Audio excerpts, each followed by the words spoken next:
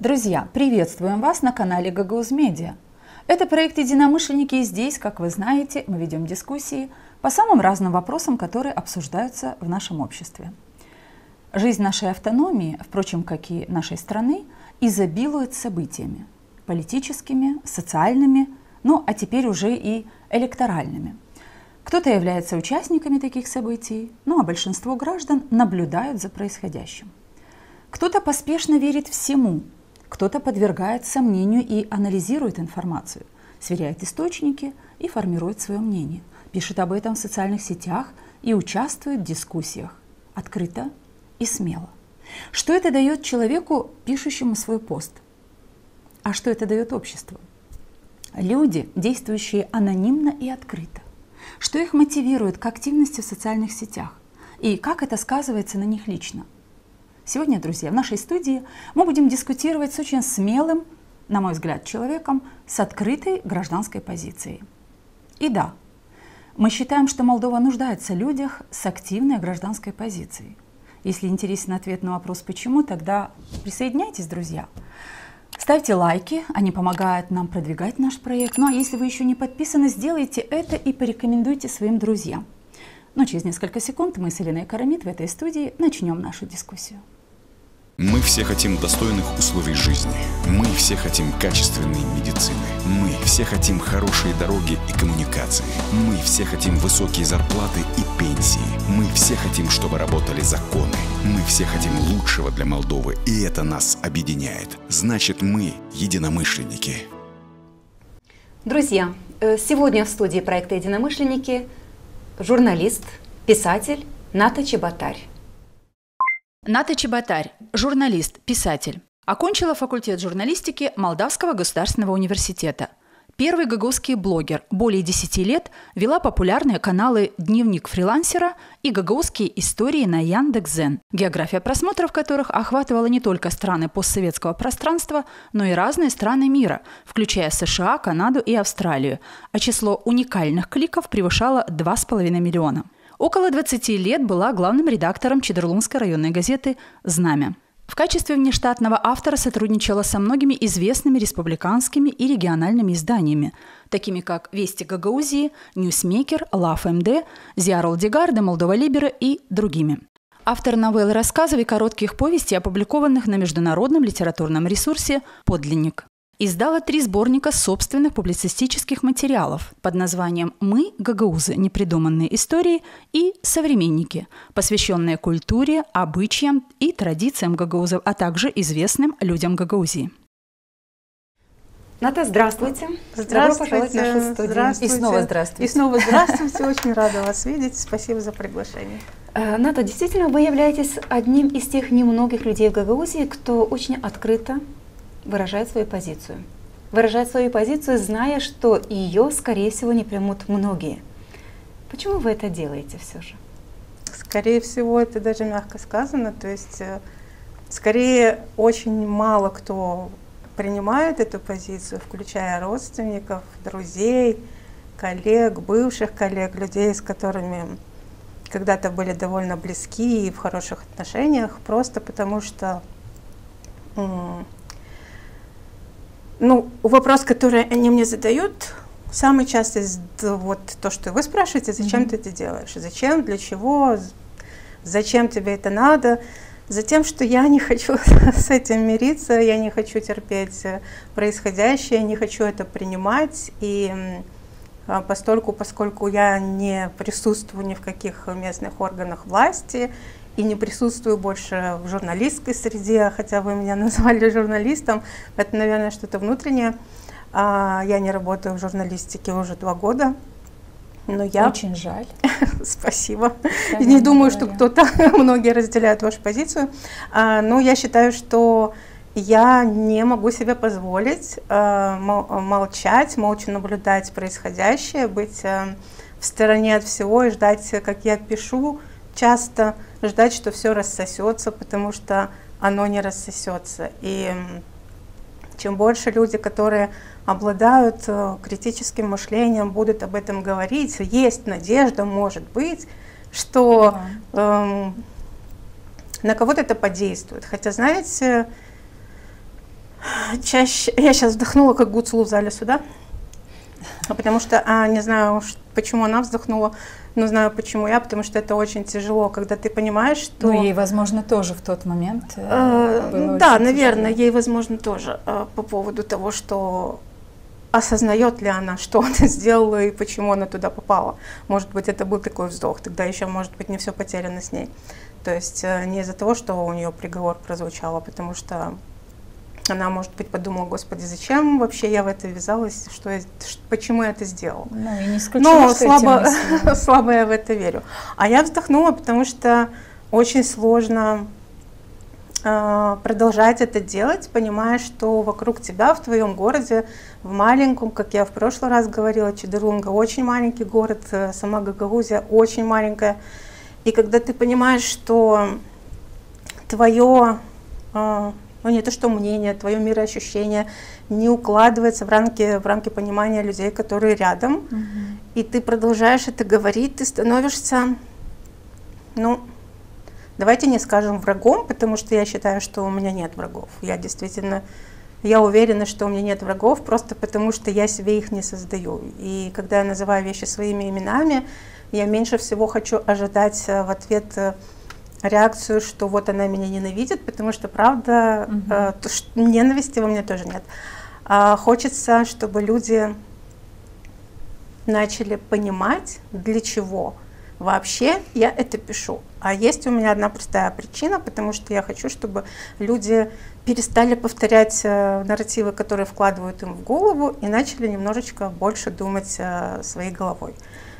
Последний пример, вот вчерашний пост, который я разобрала с Воксом от Ньюсмейкера, меня просто поразил. Это было ночью, когда я его увидела. Да, я не знаю, кто эта женщина, действительно, хотя Чедурунга маленькая, я не знаю. Очень коротко, чтобы зрители понимали, о чем. У нас нет этого видео, мы не можем его показать. Ну да, она говорила о том, что Гуцул была всегда честна с гагаузским народом, что без Гуцул Гагаузия пропадет, что приговор Гуцул это не приговор одной единственной вот женщине, это приговор и удар по всей Гагаузии, и я категорически с этим не согласна. Я объяснила, почему нет, почему это все не так. И мне не то, что меня это не то, что раздражает или обижает или злит, а скорее всего меня удручает и мне досаждает. А досада — это, знаете, самое такое бессильное чувство. Досада — это, ну если по словарю, то это бессильная ярость, когда ты не можешь ничего сделать. И я понимаю, что если мы перестанем, вот вы, я, другие, у нас мало, правда, но есть такие люди, да, которые не боятся об этом писать в социальных сетях, прекрасно понимая, что сколько злословия летит в твой адрес. Ну и ненависти порой, да. Да, ненависть. Я могу контролировать свои чувства, да, но я не могу контролировать чувства тех, которые меня читают, потому что иногда мне в комментариях пишут, что за что ты ненавидишь эту бедную женщину, когда я пишу о Гуцул, да, и я им всегда говорю, ну если вы это читаете, и в этих строках видите ненависть, значит, вы эту ненависть спроецируете. Не надо мне приписывать свои чувства.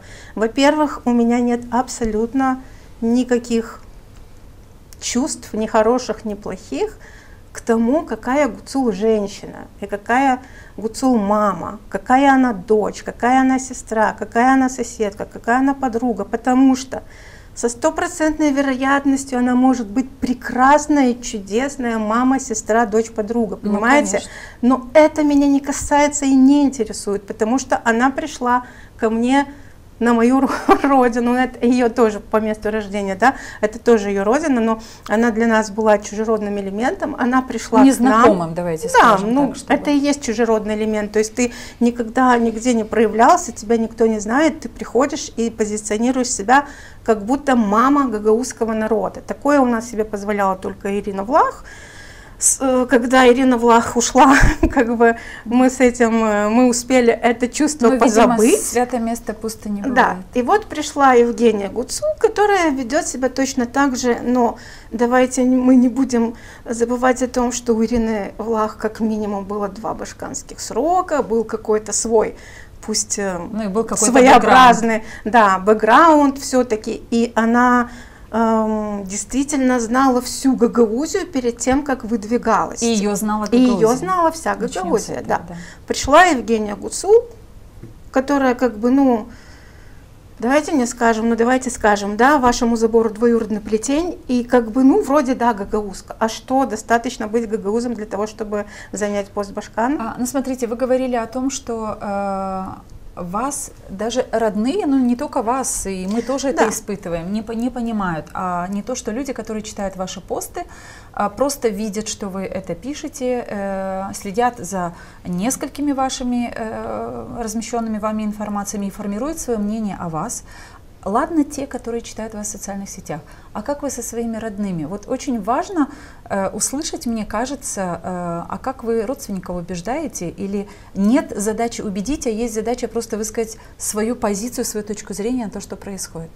Это очень сложно, это очень болезненно. Разрыв отношений, может быть, даже. Да, если с друзьями, с коллегами ты выбираешь дистанцироваться и просто эти темы не затрагивать, с родственниками примерно то же самое. Единственное, что для меня очень болезненный момент, то, что с определенной частью родни, прям близкой семьи, с частью семьи, мы не общаемся с 25 февраля 2022 года, потому что 24-го началась война, я написала свой пост, 25-го мне позвонили, сказали все, что сказали, и заставили, ну, чтобы я его удалила. Я сказала, что я это удалять не буду.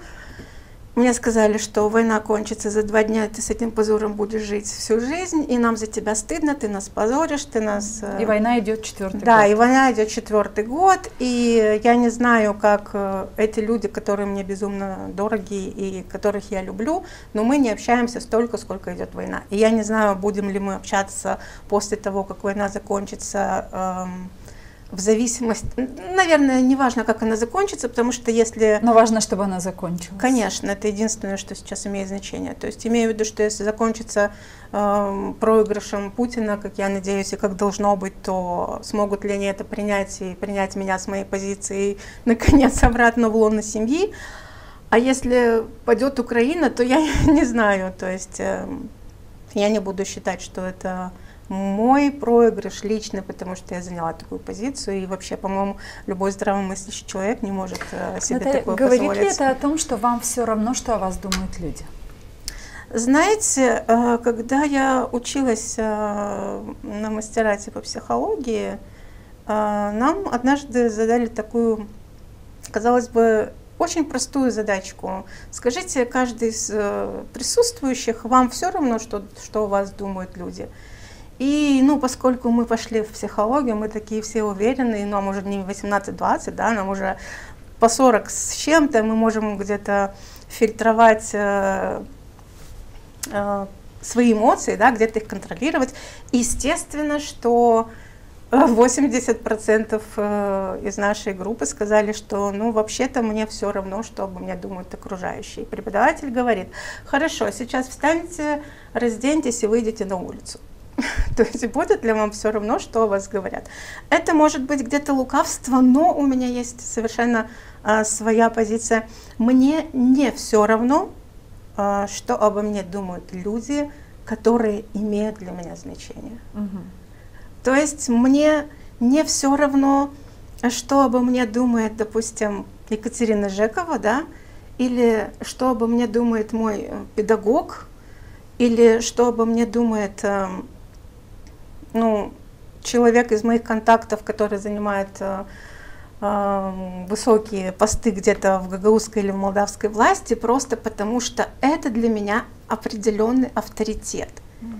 Люди, которые пишут мне всякую ересь в Фейсбуке, честно говоря, пусть не обижаются, я знаю, что за мной следят с пристрастием очень многие, которых я даже не знаю, и мне реально все равно, что они про меня пишут, что они про меня думают. Честно, вот это очень искренний ответ. Мне все равно, можете писать, ой, когда начинают писать, что ты, ой, тебя пастом оплачивает, ты там получаешь какие-то деньги, USAID. Знаете, почему так о вас думают? Потому что один мой знакомый, говоря, кстати, о ваших постах, сказал, что ну невозможно так много писать. Она пишет грамотно, она пишет убедительно, она напишет хорошо. Но явно она это делает за деньги, это же очевидно. Я сказала, что мы пригласим Наталью, и мы зададим этот вопрос. Почему это очевидно? Кому это очевидно? Как это очевидно? Какая доказательная база для этого? То есть у меня как бы все знают все мои места работы, где я работала когда-либо. В моем послужном списке есть места работы, за которые мне стыдно. Я об этом говорила в прошлой передаче. То есть есть Гагауз Ньюс. Гагауз Ньюс, да, за которые мне действительно, ну, как бы не то, что мне стыдно, а мне сейчас просто скорее неприятно, потому что я там все равно не занималась политикой, я там писала исключительно на гагаузскую тематику, и мне казалось, что это классная, замечательная площадка, у нас были очень большие просмотры. Но как-то она так и начинала свою работу. Да, вот в этом и было большое разочарование, что когда меня туда приглашали, речь шла о том, что мы хотим поднять гагаузскую культуру, это была супер цель. Но это был такой заезд в гагаузскую общественную среду, где можно было бы хорошо притянуть людей к себе для того, чтобы потом давать ту информацию, которую они сегодня, в общем-то, дают. И не случайно Гагауз Ньюс попала в список тех сайтов, которые заблокированы были. Ну, смотрите, когда они меня туда пригласили, оказывается, что до того, как я туда пришла, у них уже был свой какой-то определенный период работы, допустим, каких-то 5-7 лет, о которых я даже не знала. Хотя я в гагаузской журналистике 20 лет, и я впервые услышала это название, я подумала, в смысле, а что есть такой портал? Я думала, что это что-то новое, и как всегда, меня очень заряжает что-то новое, мне нравится это делать. Оказывается, я пришла какой-то трухлявый пень сделать из него какой-то, мы, собственно, сделали из него лялечку, и потом он скатился туда, куда скатился. Нат, вы говорите о том, что ваши посты читают люди и зачастую пишут комментарии, и в этих комментариях они не разделяют вашу позицию.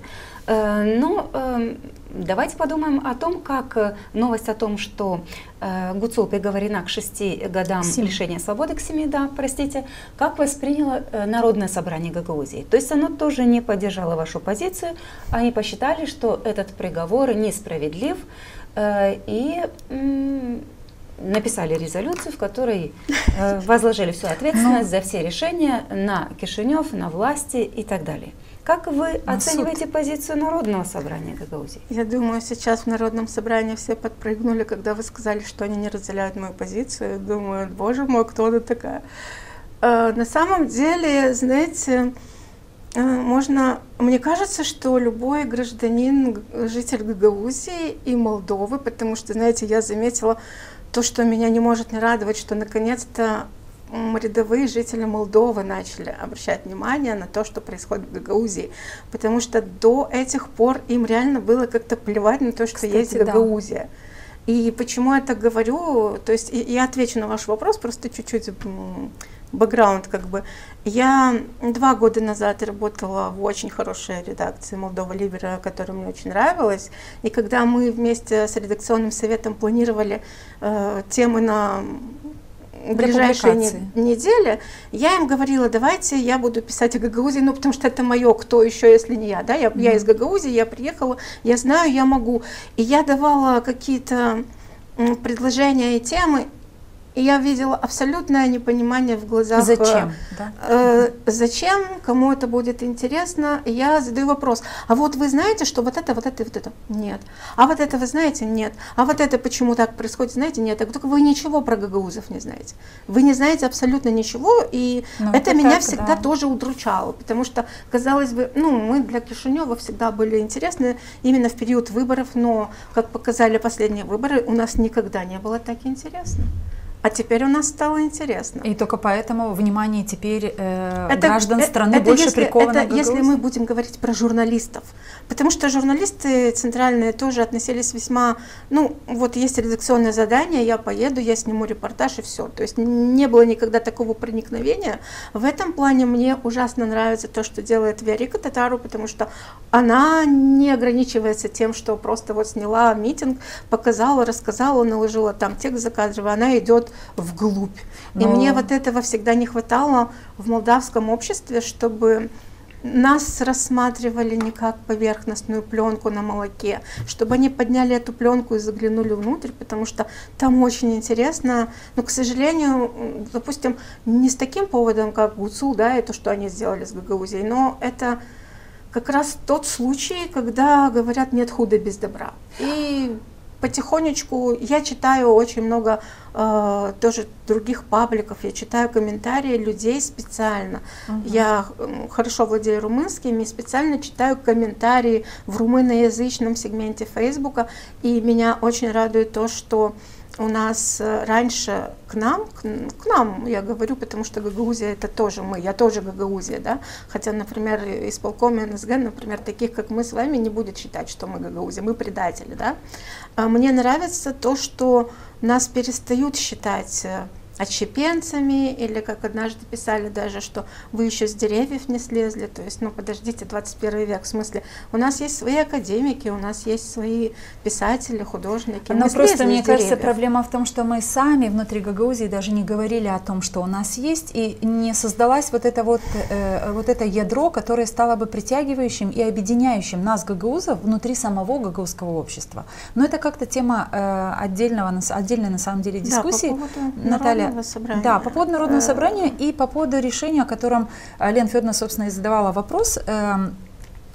Арест, не арест уже, а приговор для ГУЦУЛ.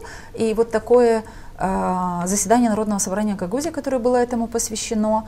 И мы услышали, что результатом, как минимум, этого заседания, того заседания, которое они собрали на следующий день, стало то, что создали комиссию редакционную, которая будет создавать какую-то резолюцию. Уже проголосованный документ. То есть ты можешь туда внести все, что угодно. Они же ее приняли и отправили на... Что? На редактуру. Это говорит о законности, то есть это законодательный орган. Насколько это серьезно вообще для законодательного органа? Я не знаю, можно пригласить сюда господина Лейчу, для меня как бы это единственный человек, который, по-моему, несет вообще всю ответственность за то, что происходит с Гагаузией, просто потому что когда-то для меня это был очень авторитетный человек, владеющий юридическими знаниями, да. То есть он может остановить, если это противоречит букве закона. Кто, если не юрист? Понимаете, когда... сейчас у меня опять так много мыслей, мне хочется объять необъятное. По поводу их резолюции сначала скажу, да? То есть любой житель Гагаузии может спросить сейчас, без зазрения совести, а кто эти люди, чтобы вот это принимать? Потому что то, как они себя ведут, это уже не депутаты, за которых голосовали жители того или иного села. Это люди, ну, допустим, давайте, не все, да, некоторые, вот так будем говорить, некоторые депутаты, которые не являются представителями своего народа. Они не слышат, что думает их народ. Они продвигают интересы абсолютно конкретной личности, которая, в принципе, знаете, даже... Я думаю, в какой-то момент я даже пришла к мысли, что ну, не стоит всех собак спускать на ГУЦУЛ. ГУЦУЛ вообще, ну ничто, скажем так. Ну вот даже, это даже, ну, я писала «Картонная кукла», да, когда-то, то есть то, что их оскорбило, и они написали мне предварительное заявление, кстати. Вы судитесь? Ну, пока ничего, наверное, им было не до этого, но я думаю, сейчас, если станет скучно, они могут продолжить. То есть никакого другого письма после того я не получала. Но «Картонная кукла» — это ведь не оскорбление, это общепринятый термин, когда вот ставят куклу президента, любой желающий может подойти, сфотографироваться. Это как бы номинально вот это и есть президент. Его присутствие, ну просто он в полный человеческий рост, просто вот он картонный. Вот у нас такая была Евгения ГУЦУЛ, потому что ровным счетом ничего из того, что публикуется на Фейсбуке, в других социальных сетях, не пишется Евгения ГУЦУЛ. Я не представляю, как она может писать посты, если она не может разговаривать. То, что она не может разговаривать, это тоже не оскорбление, это констатация факта. Человек открывает рот, не может связать два, ну, ладно, не скажем двух слов, но 3 предложений. Она не может писать те посты, которые выдаются от ее имени. За нее их пишет кто-то, а тем кому-то эти идеи, нарративы даются сверху еще. И вот люди, которые сейчас управляют Народным собранием, они служат этому кому-то. Ну, это очевидно, потому что... Но это не очевидно. Кому это очевидно? Это не очевидно для тех людей, которые слышат, что делают депутаты, анализируют, которые понимают, кто где принимал участие, какие митинги они проводят, где они участвуют, какие речи они говорят, а что несет там Илья Узун, Виктор Петров в своих речах, Дмитрий Константинов. В какой момент, помните, мы тут в студии обсуждали с Леной Федоровной и с одним из наших гостей, что, кстати, с Игорем Янак, мы обсуждали, что Константинов предупреждал всех жителей автономии, которые брали вот эти самые 2000 леев, не надо принимать и подписывать никаких протоколов полиции, потому что ничего вам за это не будет. Ну, то есть это целый спикер Народного собрания Гагаузии говорит с людьми, которые тебя избрали. Ты представляешь законодательный орган, ты представляешь народ. К чему я это все? То есть вы говорили про содержание речей Башкана. Содержание речей многих сегодня выступающих, которые по теме Гуцул, Башкан, арест, приговор, которые говорили что-то на публику, всем очевидно людям, которые умеют думать и анализировать, что это речи, которые озвучиваются по той схеме и по тому сценарию, который задумано для Гагаузии. Да. И этот сценарий реализуется уже 2 года очень стабильно и активно. Наталья, скажите, пожалуйста, арест, приговор Гуцул, возвращаясь к этому, на наш взгляд, с Леной Федоровной, Игорь Янак высказался в одной из передач наших коллег, и мы хотели бы сейчас посмотреть, послушать мнение Игоря Янака, а все-таки юриста, доктора наук юридических. Что немаловажно, да, у нас очень много юристов. Я где-то слышала, что Гуцул тоже юрист, я не знаю. Кто-то говорит, что она манипюрист, и что она юрист, и как это прекрасно совмещается в одном человеке, мы увидели. А давайте послушаем Игоря Янака и вернемся в нашу студию. Друзья, вы оставайтесь с нами. И не за дела, которые она имела при башканстве. Ее судили за те дела, которые были до башканства. И ее судили не как башкана Гагаузии, чтобы было понятно.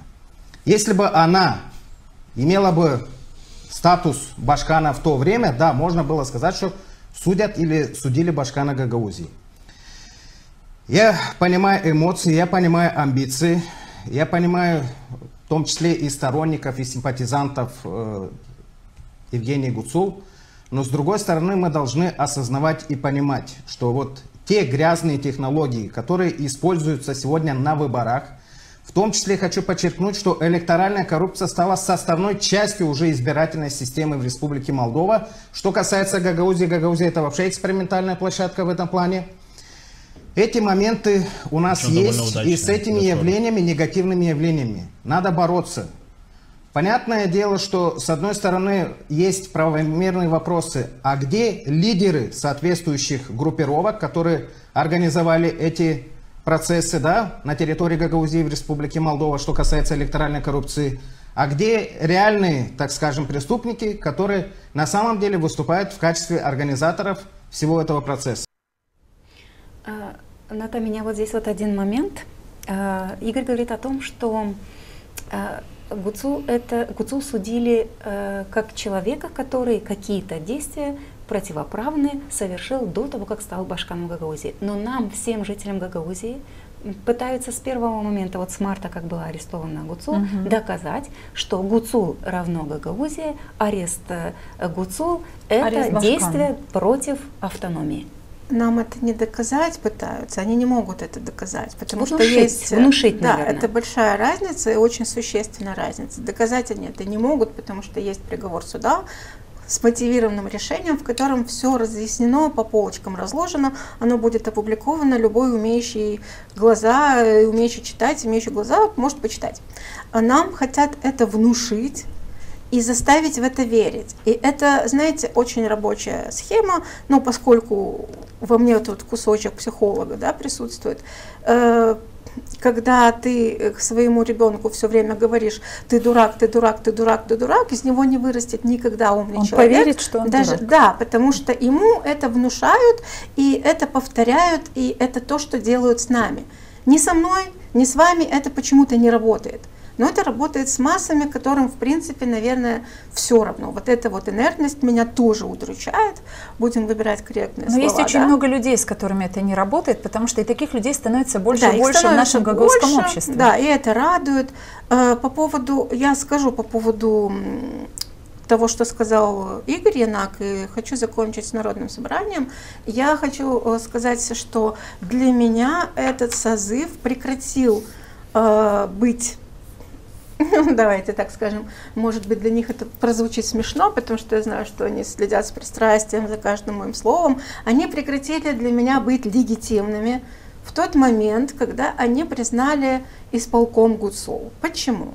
Потому что ничего более нелепого не могло произойти. Когда человек, опять же, я склоняюсь к господину Лейчу, потому что это человек с мега-багажом юридических знаний, который, мне кажется, что все 20 лет присутствует в Народном собрании, да, и при нем все, что происходило важного в Гагаузии, было в его присутствии и с точки зрения именно юридически грамотного человека. Вот когда в президиуме Народного собрания сидит такой человек с таким огромным багажом юридических знаний и никак не препятствует, и никак не сопротивляется, и никак не возражает тому, что на главной площади Комрата беглый вор утверждает исполком. Представляет.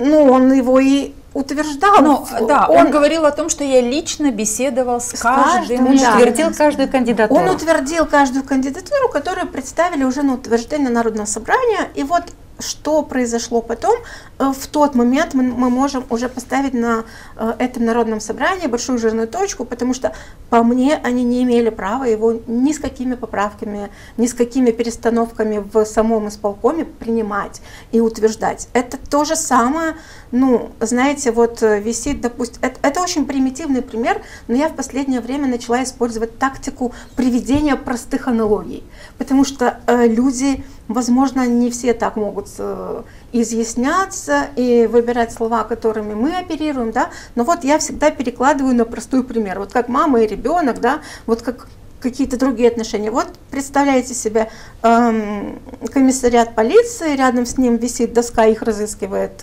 полиция, там висит портрет Шора, который нам утверждает членами исполкома главу УВД. Да, и мы делаем вид, это что всего этого нет. Но мы не делаем вид, но люди в Народном собрании, которые должны были, в принципе, хоть как-то повлиять на это, они на это не то, что не повлияли, они это приняли. И у меня большой вопрос к господину Лейчу, как к человеку, обладателю титула, я не знаю, был он главным прокурором или... Нет, он был прокурором Гагаузии много лет, и да, это один из самых главных правоохранительных Да, поэтому органов. я и говорю, что вот главный прокурор для меня это была персона, личность, багаж знаний, компетенции, и как этот человек мог позволить, один хотя бы, он мог сказать, что ну то, что мы делаем, это смешно. Хорошо, Наталья, вы в Чедерлунге живете, господин Лейчу избран из Чедерлунги. Вы полагаете, или, может быть, вы знаете, избиратели Чедерлунги требовали ответа от господина Лейчу? Ничего никто ни от кого не требовал. За то, о чем вы сейчас говорите? Нет, почему нет вопроса? Я не знаю, почему это. Нравится эта позиция? Нет, люди считают, что да, я думаю, что люди, когда отдают свои голоса за того или иного человека, они предполагают, что этот человек будет представлять позицию, допустим, этого населенного пункта, и это работает наоборот. Если человек, который представляет позицию, человек, который представляет населенный пункт, излагает такую позицию, то критическое мышление уходит из чата, как говорится, то люди начинают полагать, что, ну если это сказал сам Лейчу, значит это так и должно быть, и если даже он думал не так, этот человек начинает как-то больше, прогибаться, как-то подстраиваться под это мнение. Это очень плохо, потому что эти люди являются лидерами мнений, они лидеры, они формируют общественное сознание, и вот в этом беда. Формируя вот это свое общественное сознание, они зомбируют людей, мне не нравится слово зомбируют, но, к сожалению, другого синонима я пока не могу подобрать, потому что это так, это агрессивное воздействие на людей. Они внушают людям и заставляют их верить, и люди начинают верить. А, Наталья, почему мы предложили посмотреть мнение Игоря Янака, высказанное в студии наших коллег? Потому что человек юрист, знающий дело, знающий законы, приводит аргументацию и говорит совершенно, на мой взгляд, убедительно о том, о чем должны знать абсолютно все жители Гагаузской автономии, которые избирали Башкана, которые не избирали, не голосовали за этого Башкана. Они должны знать, в первую очередь депутаты, да? И в первую очередь, и тем более депутаты, и особенно депутаты-юристы, а их там очень много с этим статусом образования, у которых юристы. Они должны знать, что Башкан была осуждена за действия, повторимся здесь в этой студии еще раз, которые она делала до того момента, когда она стала Башканом. Задолго. И, возможно, если развернуть эту ситуацию сейчас, вот на 2 года назад, когда она стала Башканом, может быть, поэтому Шор и выдвинул этого человека, чтобы попытаться, выдвинул на должность Башкана для Гагаузии, чтобы попытаться как-то вот эти все незаконные дела, которые были совершены, незаконные поступки, которые были совершены, ею перевоз этих денег, коррумпированных сюда в страну, чтобы попытаться как-то спасти. Но по факту мы увидели, что мало того, что Шор изначально до башканства использовал, как мы теперь понимаем, Гуцул, и не только Гуцул, в роли Башкана тоже была использована Шором Гуцул, но уже с согласия полного госпожи Гуцул, потому что, ну, если ты не согласен, то ты говоришь: извините, я не иду в Башканы, спасибо, мне этого не надо, я не потяну потому-то, потому-то, потому-то. Но Евгения Гуцул согласилась, заняла, люди проголосовали, я назвала те выборы позором, я не голосовала за этого Башкана, но, извините, суд утвердил, и ничего другого не остается жителям автономии, как признавать ее как Башкана, потому что кто-то за нее голосовал. Я не признаю и не хочу, и мне все равно, что решил суд, потому что, извините, что перебила, это для меня всегда такой триггерный момент, то есть почему я должна ее признавать?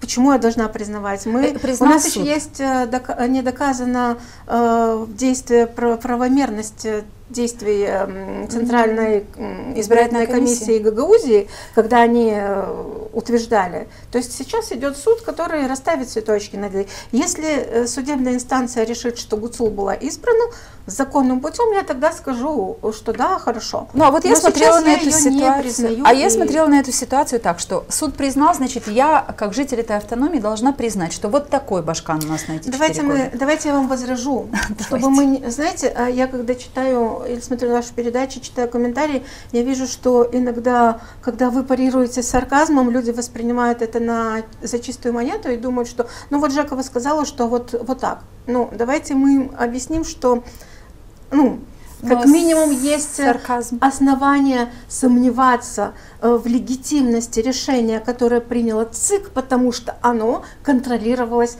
Народным собранием, Константиновым, теми же людьми, которые там заседают. Безусловно.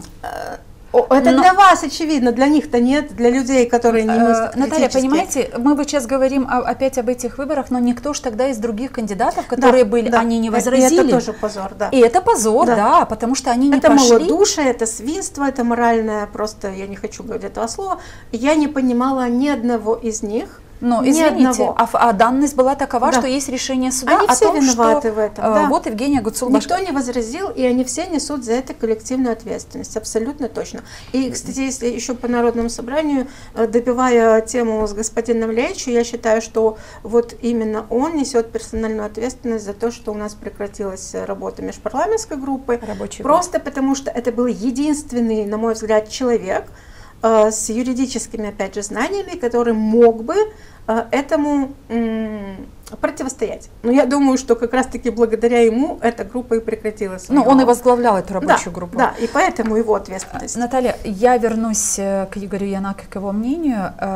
Вот человек четко разложил по полочкам, да, но тем не менее, как выше говорила Лена Федоровна, в Гагаузии все же считают, что осудили Башкана. И вот это вот очень, как сказать, столько есть аргументов на поверхности, говорящих о том, что не Башкана осудили. То есть это был совершенно другой период жизни. Как вы думаете, почему жители автономии не готовы слышать никаких доводов? Большинство жителей автономии, которые, к сожалению, оказались в схеме Шора или как в структурах Шора по Гагаузии, они не готовы воспринимать, что судят и осудили не Башкана, осудили человека, который, да, на этот момент работал на должности Башкана. Почему не хотят Она даже признавать не это работала люди? на должности Башкана, она делала видимость работы на должности Башкана, потому что если проанализировать то время, когда она была до своего задержания и домашнего ареста, что она сделала, и когда эти люди говорят, она сделала так много для Гагаузии, и я спрашиваю у любого вот из своих, да, соседей или друзей, и которые...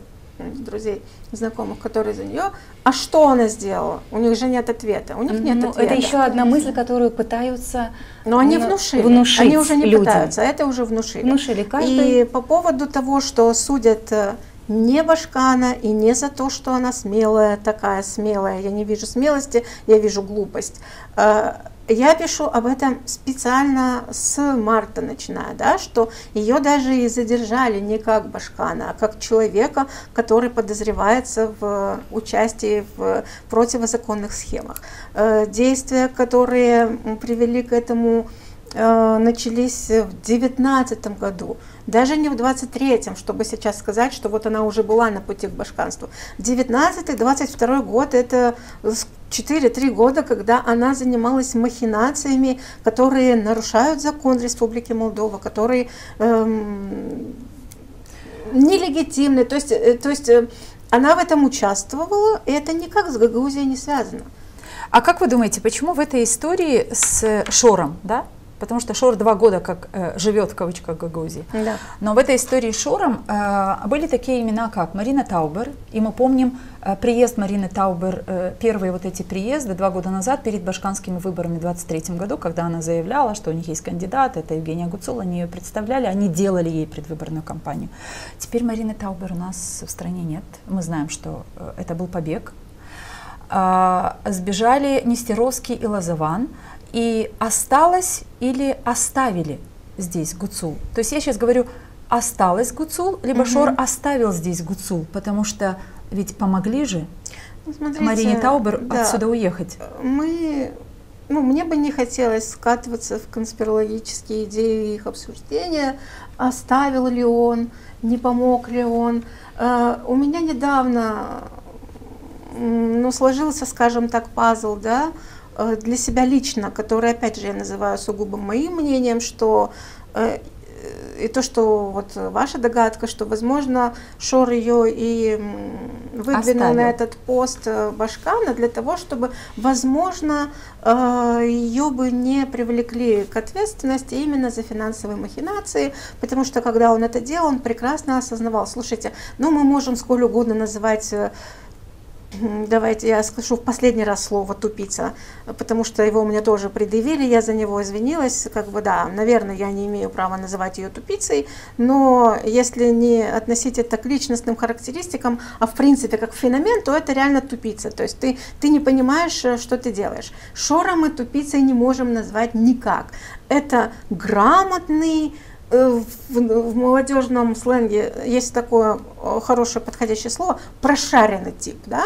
То есть один из политиков его назвал трус, подлец и еще как-то, не только один его так называет. Если он трус, это не исключает того, что он прошаренный. Прошаренный трус, то есть это значит лишь то, что свою задницу, извините за выражение, он не подставит так, как, допустим, он подставил Гуцул. То есть приход Шора в автономию, я это писала, господи, я даже не только не ограничивалась тогда Фейсбуком, я тогда работала в ЛАФ-МД главным редактором, я эту ситуацию с самого начала анализировала, разбирала по косточкам и людям пыталась донести, что нет никакой заинтересованности у Шора в том, чтобы Гагаузия расцвела. Нет. Для Шора есть регион, который... В случае, если он его возьмет, даст ему особый правовой статус, который есть у Гагаузии. И это получилось, и мы это видим каждый день.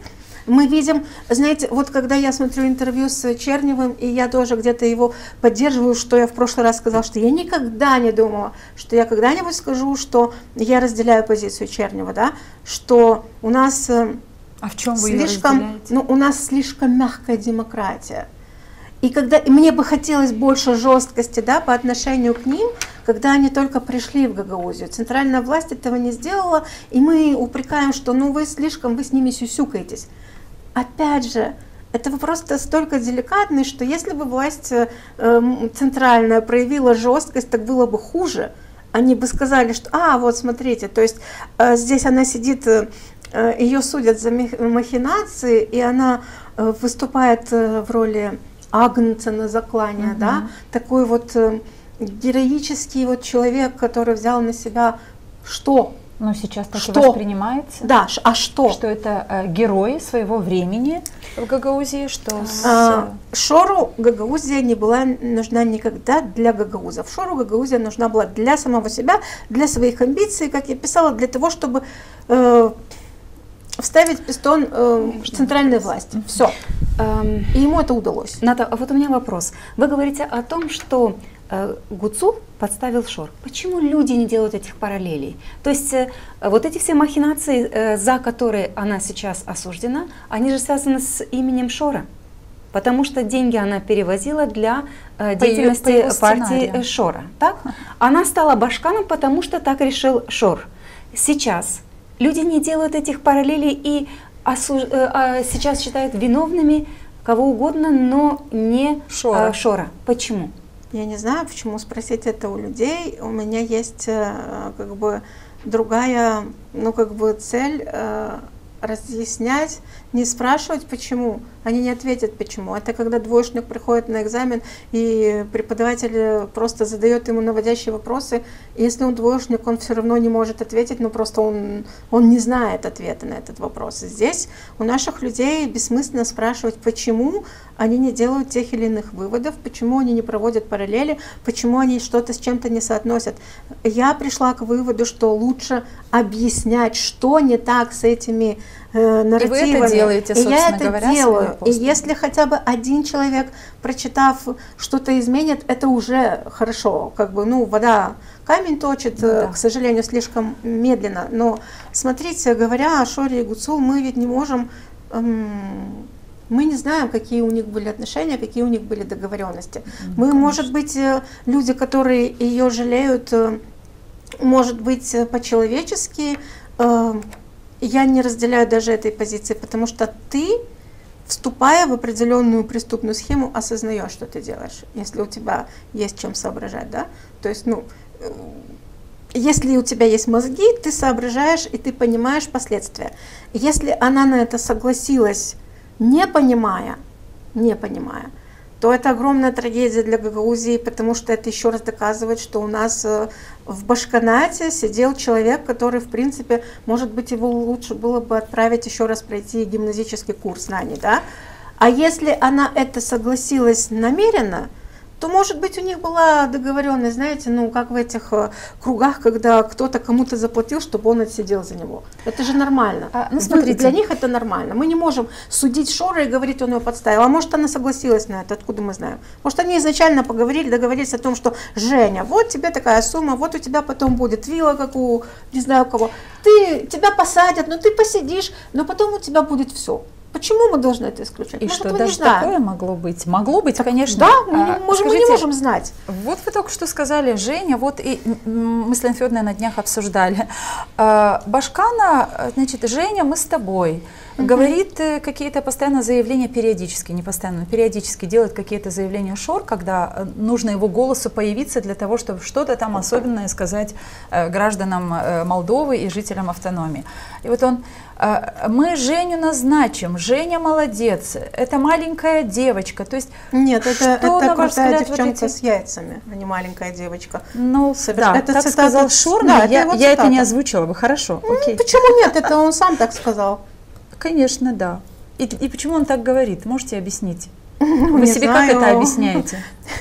Я думаю, то есть человек понимает, что он говорит о Башкане Гагаузии. Да. Он понимает, что он в передаче Венедиктову сказал о том, что я ж выиграл Гагаузию. Да? Но у меня ж получилось выиграть Гагаузию. И потом он говорит о Башкане целой автономии и называет ее маленькой девочкой, так как вы назвали, не повторюсь. Женечка, Женя. Потому что это не Башкан, потому что все их посты, не знаю, на его странице, там меня где-то периодически блокируют, я что-то могу читать, что-то не могу.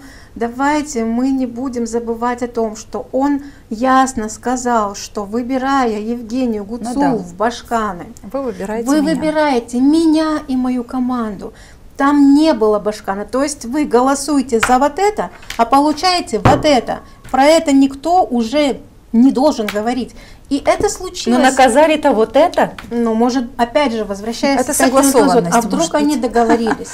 Я не знаю, и я не могу утверждать. Наталья, вдруг а они можно договорились? узнать ваше мнение о членах исполкома? То есть мы сегодня говорили чуточку о том, что он их, в общем-то, он с каждым из них говорил, он их презентовал, и он их там утвердил для себя, а потом передал на утверждение Народному собранию Гагаузии. И 2 года прошло, с Башканом понятно, что случилось, мы все видели, ждем продолжения суда и окончательного решения.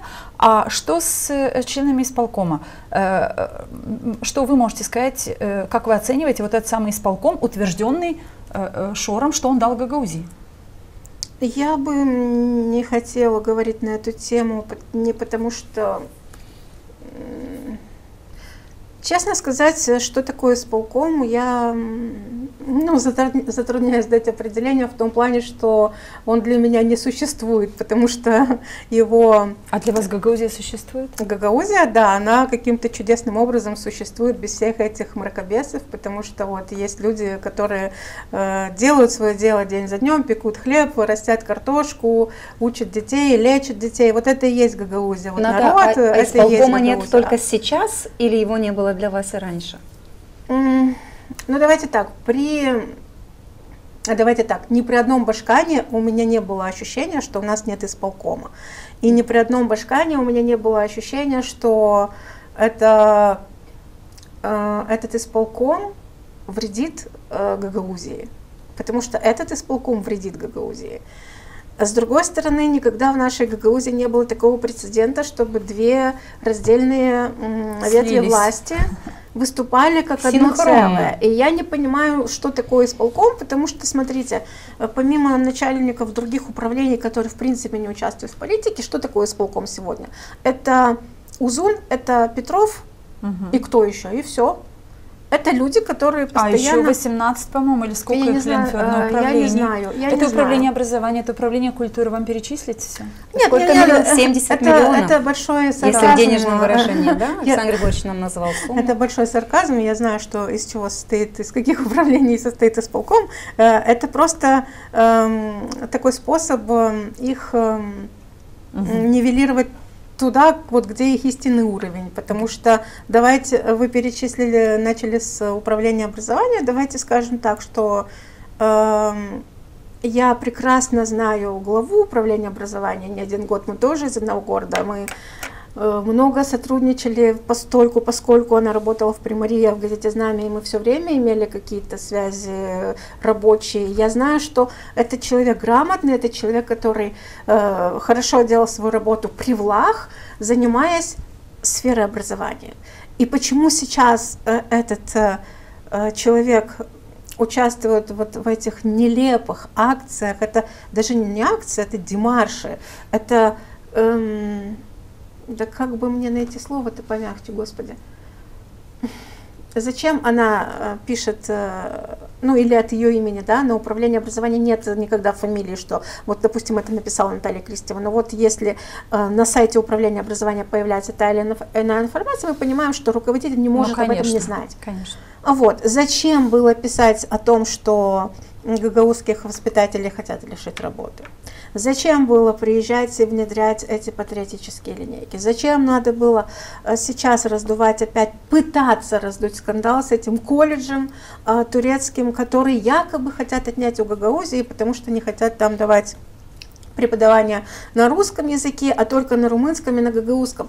Если ты начальник управления образования, твоя задача сделать так, чтобы детям, которые здесь растут, было максимально комфортно учиться и сделать все для того, чтобы они были в безопасности, имели возможности, имели ресурсы. Все, не твое дело лезть в политику. Ну вы же понимаете, что конфликт с Кишиневым по разным вопросам – это отличнейшая среда, на мой взгляд, получить как можно больше очков у избирателя, то бишь голосов, И этим пользовались всегда власти региона. Кто-то успешнее, кто-то менее. Но Ашор для этого сюда пришел, чтобы противопоставить окончательно Гагаузии и Кишиневу и сказать, что вам, чтобы состояться хорошо живущей, самодостаточно проживающей автономией, вам мешает только Кишинев, никто больше. То есть все вот эти его сценарии, все вот эти, понимаете, смотрите, у нас в 70 миллионов, да, Лена Федоровна сказала? 70 миллионов, 400 с лишним чиновников, которые работают в органах власти Гагаузской автономии. Вы понимаете, вместо того, чтобы депутаты, исполнительные комитеты Башканы изучали бы, как оптимизировать, как сделать так, чтобы бюджеты Гагаузской автономии работали больше на нужды людей, а не на содержание вот этого чиновничьего аппарата. Я вот вижу людей с камерами, которые бегали за Ириной Влах, они все были в составе исполнительного комитета, но они числились или значились журналистами тех или иных изданий, не будем называть. Но мы это знаем, и но делать этого не им знает простой рекламу. народ. Вы меня спросили про отношение к исполкому, я вам сказала на примере одного управления, почему я не считаю, что этот исполком занимается тем, чем должен заниматься. Но этот исполком получает также зарплату, как при том Башкане. Этот исполком также транжирит бюджетные деньги. И, как говорил нам не раз здесь Александр Григорьевич Тарнавский, минус сколько, Лена Федоровна, в бюджете Гагаузской автономии не достает многих миллионов, только потому что исполнительный комитет очень плохо организовал свою работу в этом смысле.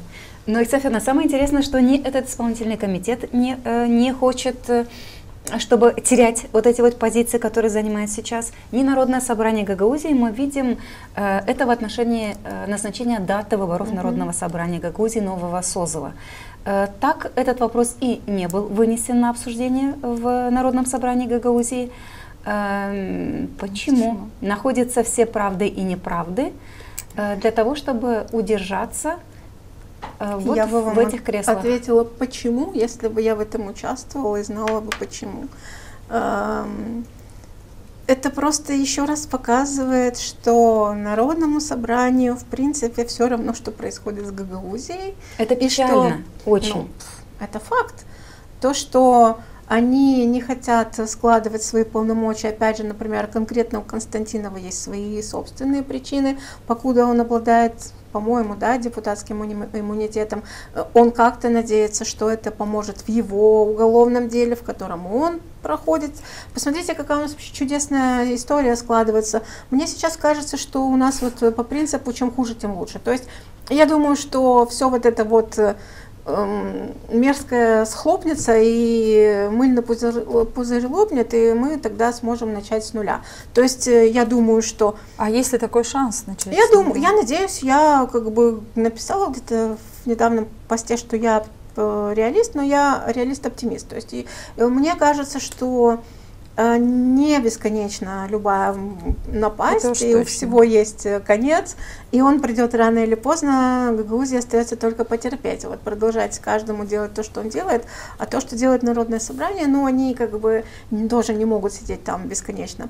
То есть, опять же, и меня очень сильно всегда смешат, реально не злято смешат вот эти их выступления, когда они говорят, что нет демократии, нет, у нас власть давит, у нас хотят свести счеты, у нас, ну, а это, кстати, конек, на котором ездит у нас и Ирина Влах, когда я вижу эти ее ролики о том, что вот желтая зараза уничтожила демократию, убила все. При этом она может говорить то, да, что... это так смешно. Если все, что хочет, говорит. Все, что можно и нельзя. нельзя. Верно. Если ты хоть маломальски включаешь свою голову, ты понимаешь, что, Господи, ну ты же говоришь это, прекрасно понимаешь, что вот это оцепление, которое стоит, оно тебя не тронет, тебя не арестуют, не уведут с митинга в наручниках. У тебя есть полная свобода слова, которой ты пользуешься и говоришь все, что хочешь. То есть ты уже 4 года говоришь все, что ты хочешь, и никто Слушайте, и никогда. Ирине Влах пришлось толкаться с карабинерами, потому что они не хотели с ней толкаться. То есть они пошли сами потолкаться, чтобы хотя бы что-то сделать, понимаете? Ну, мы видели эти кадры. То есть, секундочку, когда говорят отсутствие демократии или какая-то там, какая-то диктатура, да, Не 22 год, не послевоенный, не год, когда уже война была в разгаре, то есть не 22 год в России, не 23, не 24, не 25. 2014 год, когда были протесты на Болотной площади в Москве, в Москве, стояли люди с невидимыми плакатами, с невидимыми, то есть вот так стояли люди, и их арестовали, 10 человек. За невидимые плакаты, понимаете, это абсурд. И они объяснили, что у нас здесь написано, что мы хотим свободы. И, то есть они потребовали объяснения, почему, что это значит. Люди им объяснили, и в протоколе было написано, что они, потому что они нарушали общественный порядок, изображая плакаты с какими-то провокационными лозунгами. Понимаете? То есть вы это сводите к мысли, что сегодня такой ситуации, которая как минимум, то есть можно ли вообразить себе, что Ирина Влах со своими протестами могла бы точно так же выйти, скажем, к зданию правительства Российской Федерации? Нет, я не это хочу сказать, потому что Ирина Влах никогда в жизни не будет выходить с протестами на территории Российской Федерации, потому что она не гуцул, и у нее есть мозги, то есть она соображает, что она не может это сделать, а здесь она может. Я хочу сказать то, что люди... А почему здесь она может? Она очень хорошо знает законы, она доктор права должна знать, во всяком случае. Так, а что, у нас свободная пока еще, демократичная страна, ты можешь говорить все, если мы хотим разъяснить, давайте мы разъясним. Когда Ирина Влах выходит со своими этими акциями протеста и идет на карабинеров, на полицейских, как вы говорите, то она это делает, зная, конечно, что она сейчас, в данный момент, использует демократию, которая она знает, что она в безопасности, что ей ничего не грозит, что ее не арестуют, что ее не посадят на 15 суток за то, что она говорит. Но какой посыл она через это несет тем людям, которых она хочет считать своими избирателями? Это банальная манипуляция. Как раз таки противоположную мысль внушает людям. Да, они кричат в мегафоны о том, что нас давят. Если кто-то из тех, кому она адресует эти слова, подумает: Господи, а когда тебя в последний раз реально задавили, или ты сидела когда-то, вот кто там у нас, еще один прекрасный, замечательный депутат, господин Иванчук, сказал, что гуцул узник совести. Чудесно. Вот, то есть, когда... Читерлунские депутаты да, вас не очаровывают. Да, мне стыдно за то, что Читерлунга в органах власти представлена вот людьми, которые говорят такие вещи, да. Ну, ничего, это тоже временно. Не только Ирина Влах это использует. Ведь посмотрите на все картонки, с которыми стоят на митингах, стояли на митингах в защиту гуцул. А какие это картонки? Вот это картонки, которые есть. А людей в России, за которую они так ратуют, за невидимый плакат утащили а вот как раз и в КПЗ. А у нас очень хорошо подготовленные плакаты. Где-то распечатанные. А вы знаете, смотрите, вот девочка, наверное, 15-16 лет на этом. Да, там много несовершеннолетних, и это невозможно скрыть, это просто... Что это я публиковала, кстати, делала свой пост, на английском языке были плакаты. О чем это вообще говорит, что это такое, и как можно убедить людей в том, что это люди собрались, они организованные, как говорит Лена Федоровна, вот эти митинги, протесты. И посмотрите на лица людей. Посмотрите на этих бабушек с плакатами на английском языке. Интересно, люди знают, что написано на этом плакате? А им не обязательно знать, они в принципе пришли постоять и подержать картонку. Они пришли, может быть, заработать. Потому что сложно поверить в то, что... Вы знаете, я хочу сказать, когда мы говорим о том, что есть еще легкий оптимизм как сказать, по той ситуации, которая происходит в Гагаузии, есть легкий оптимизм, люди начинают прозревать очень многие. И мы видим это, что в составе митингующих становится все меньше и меньше людей. И в числе митингующих уже нет тех людей, которые в первые месяцы или в первый год, скажем, выходили тоже на какие-то такие акции протеста, даже если и тогда, и сейчас они, как утверждают многие участники, за деньги организовываются.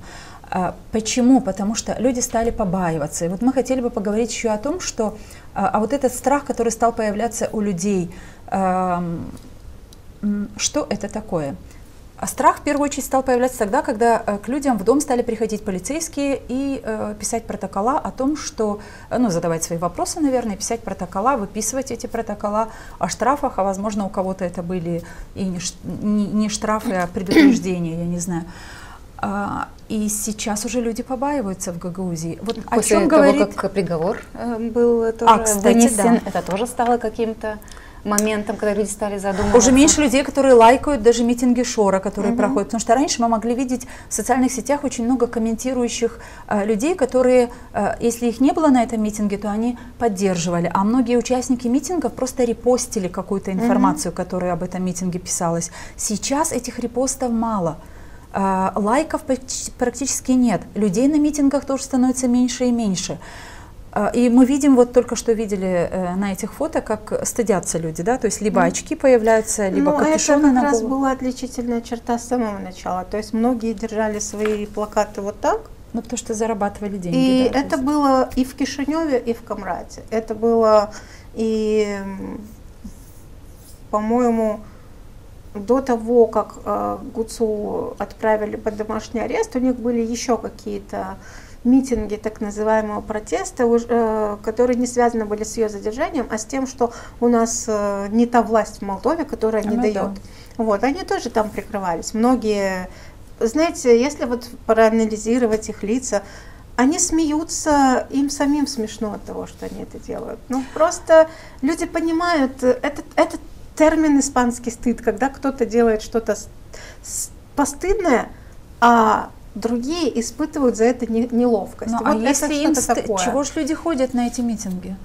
Я не знаю, почему. Я не хочу никак не осуждать, но и не оправдывать людей, которые ходят туда за деньги.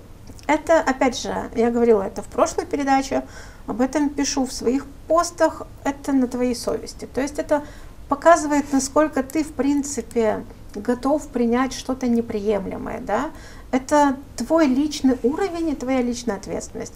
Мы не смеем, не имеем права морального их за это судить. Окей, это выбор человека всегда. У нас, я не думаю, что им под дулом пистолета сказали, вот тебе 400 лей, иди на протест. Нет, человек сделал этот выбор осознанно. Надеемся. Почему сейчас их становится меньше, почему они боятся?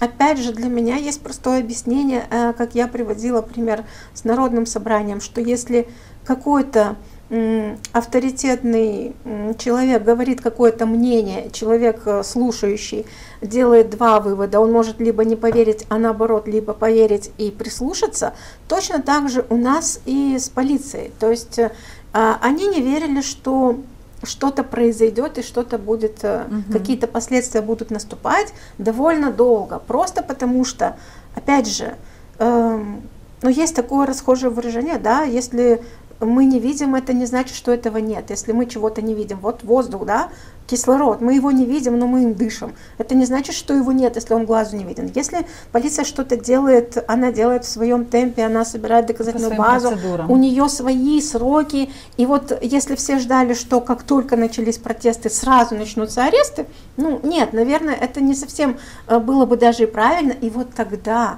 они могли бы как раз говорить о том, что у нас нет демократии, и действительно власть использует силовое давление на то, чтобы их запугать. Но у них было сколько угодно времени для того, чтобы продолжать свои эти протесты, нарративы, которые распространяют Басараб, Иван Стамов, Михаил Влах. Это же не вписывается не в то, что, как сказать-то, не в рамки дозволенного, но в этические рамки точно не вписывается, потому что ты стоишь и пугаешь каких-то бедных бабушек тем, что придет сюда центральная власть и посадят тебя. Вот последнее выступление Стамова, которого я тоже знаю, мы учились в одном лицее, то есть я как бы имею представление о том, что это за человек, и мне казалось, что не может ничего случиться такого, чтобы человек потерял адекватность. Но с Иваном произошло именно это. То есть, когда он стоит, и вот этой кучки людей перед заседанием Народного собрания, это последним. Он разъяснял им. Он им разъяснял, что вот мне пишут люди, что то, что у вас произошло, это ужас, и это может случиться с моей дочкой и с кем угодно. Да не случится, если ты не будешь нарушать закон. Но Ваня же не говорит о том, что... Он не говорит, что после запятой, он говорит до запятой. Но неполная правда — это тоже ложь. И то, что делает Ваня, то, что делает Михаил Влах, то, что делает вообще вся их гашка, это ложь. Гашка — это компания. Компания, да. Наталья, давайте поведем разговор еще вот о чем.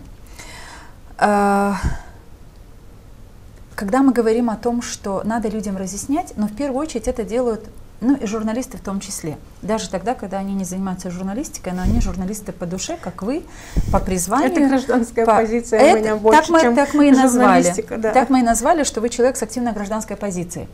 Так вот, мы видим и журналистов, и, кстати, когда мы говорим о том, что сейчас вроде стало больше людей понимать, прозревать, я это называю, и этому радуюсь, откровенно говоря, что потихонечку люди понимают, что из себя представляет Шор вообще, и почему политик, который осужден, я его политиком даже не хочу называть, это осужденный на 15 лет вор, который украл у нашей страны 1 миллиард, и делает вид, что он продолжает управлять и страной, и автономией.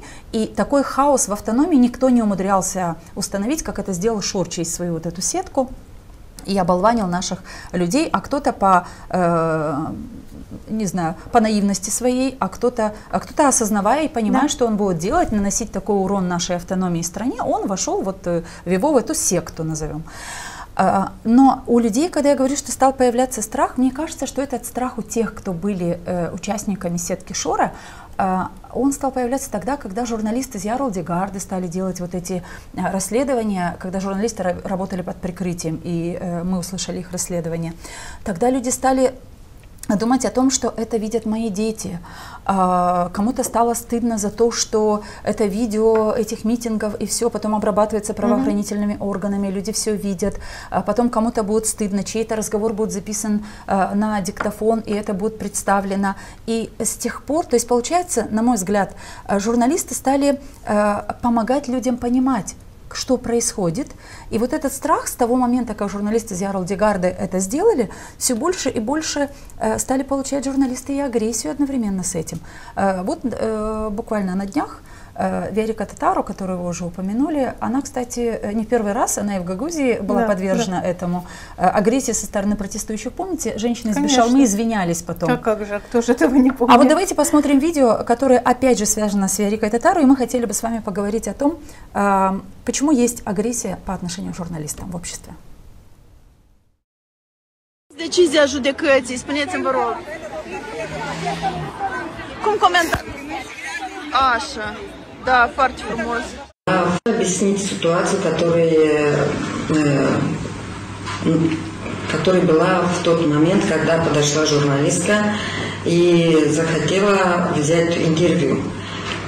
В тот момент я как раз выпивала воду, и она мне задала вопрос. Я повернулась и не захотя, у меня просто так получилось, что я ей плеснула в лицо. И прошу извинить, если что, не так это было машинально, это не было умышленно. Я признаю свою ошибку и не рекомендую другим быть агрессивными или вести себя так с кем-либо, особенно с представителями прессы, которые выполняют свою работу, или так же, как и полиция. Из Гагаузии это уже как минимум второе, но может быть еще что-то было, второе, третье извинение перед журналистами за поведение. Понимаете, а вот это же фокусируется у граждан страны, что вот гагаузские жители какие, вот они как себя ведут. Я, когда посмотрела это видео, я подумала, это же чья-то мама, это чья-то, не знаю, там, родственница, соседка, не знаю что. То есть почему люди соглашаются мало того, что пойти на эти митинги протеста, а еще себя вот так вести. То есть это так накладывается таким позором где-то, да, потому что это ненормально, когда в современном цивилизованном мире мы вот так себя ведем по отношению к журналистам.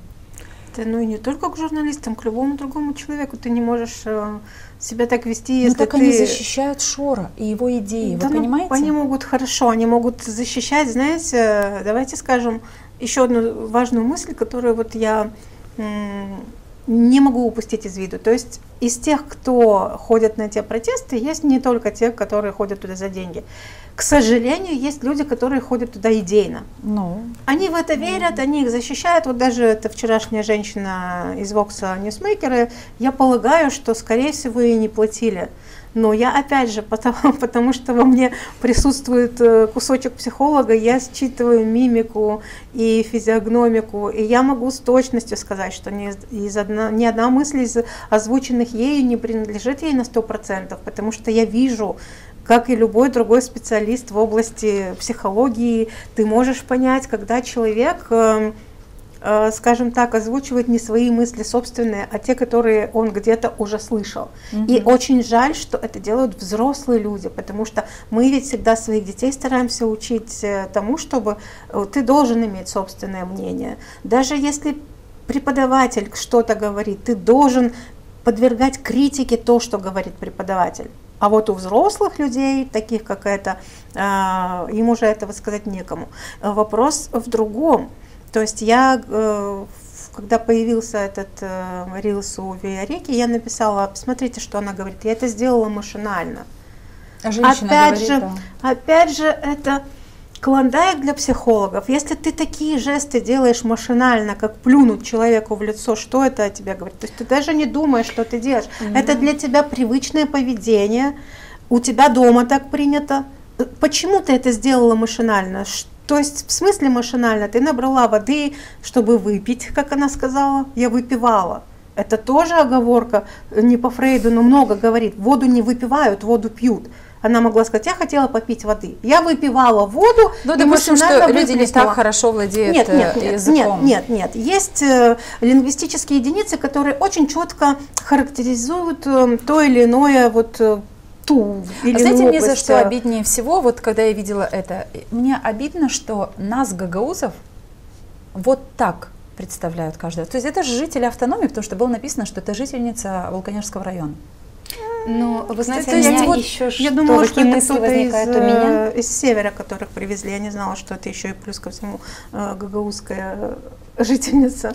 Но вот такое вот поведение, оно же не просто не на пустом месте формируется. Мне кажется, что людей, которых приглашают на такие митинги, их же подпитывают, настраивают. Вот эта агрессия, она взращивается, и потом она вот таким вот образом выплескивается наружу. Но она это заряжает. Да, это одно. А второе, на мой взгляд, вот и Ирина Влах так долго выступала, говорила все, что ей вздумается, говорила про власть, про Майю Санду, про и так далее, и так далее. Она же не была наказана за то, что она говорила, что хотела. Вот у людей тоже создалось впечатление, что у нас в Молдове можно делать все, что ты хочешь. Можно плюнуть, можно получить деньги, которые ты не имеешь права по закону получать. Можно делать все, и за это наказание не последует. Может быть, вот эта позиция, она тоже играет какую-то роль? Но речь-то не о Молдове. Я не видела нигде таких прецедентов, как вот эти. То есть, когда эта женщина плюнула в журналиста, те две женщины, тоже, кстати, по-моему, то ли Камрадские, то ли Волконежские. Из Бешалминские. Но они извинялись тоже, да. Да, то есть они, по тем двум точно видно, что они именно не пьют даже воду, а выпивают. То есть это как бы, опять же, вся характеристика человека, она же не складывается из одного поступка, а из того, что для него этот поступок нормален и обычен. То есть, смотрите, то, что... Возможно, эта женщина не видела ролик, где они извинялись. Но, возможно, она видела, что те ролики, где журналистов толкали, пинали, или вот как Андрей Копторенко, да, ему дали древком флага по голове. То есть это же не шутки, ты можешь причинить вред. Это такой же человек, он пришел делать свою работу. Вопрос в том, почему ты себе позволяешь вести себя так, неподобающе в обществе? У тебя что, нет воспитания, тебя мама не учила, как Наталья, вести себя? Вы несколько раз в этой студии уже сказали о том, что вы интересуетесь, ну и вы занимаетесь психологией. Вот и скажите сейчас мне, как психолог, пожалуйста, не кажется ли, вернее, правильно ли думаю я, если я предполагаю, что этих людей, которых собирают на митинги и протесты, шоровские, конкретно о них говорим сейчас, их эмоционально накачивают, потому что выплеснуть эмоции это всегда яркое подтверждение того, что народ кипит, страсти накаляются.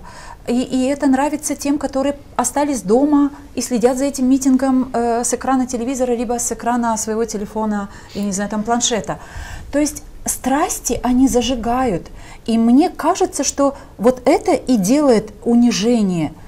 Шор вот это задумал, да, унизить гагаузов до такой степени, что вот эти митинги протеста каждый раз становятся какими-то такими очень неестественное для гагаузов вообще поведение мы замечаем на этих митингах протеста. И, возможно, еще и потому, что среди этих людей чаще всего есть люди из других регионов, люди разных национальностей, не только гагаузы, не только болгар-украинцы, которые проживают здесь, на территории автономии. Вот мне кажется, может ли такое быть, потому что я всегда вижу накал.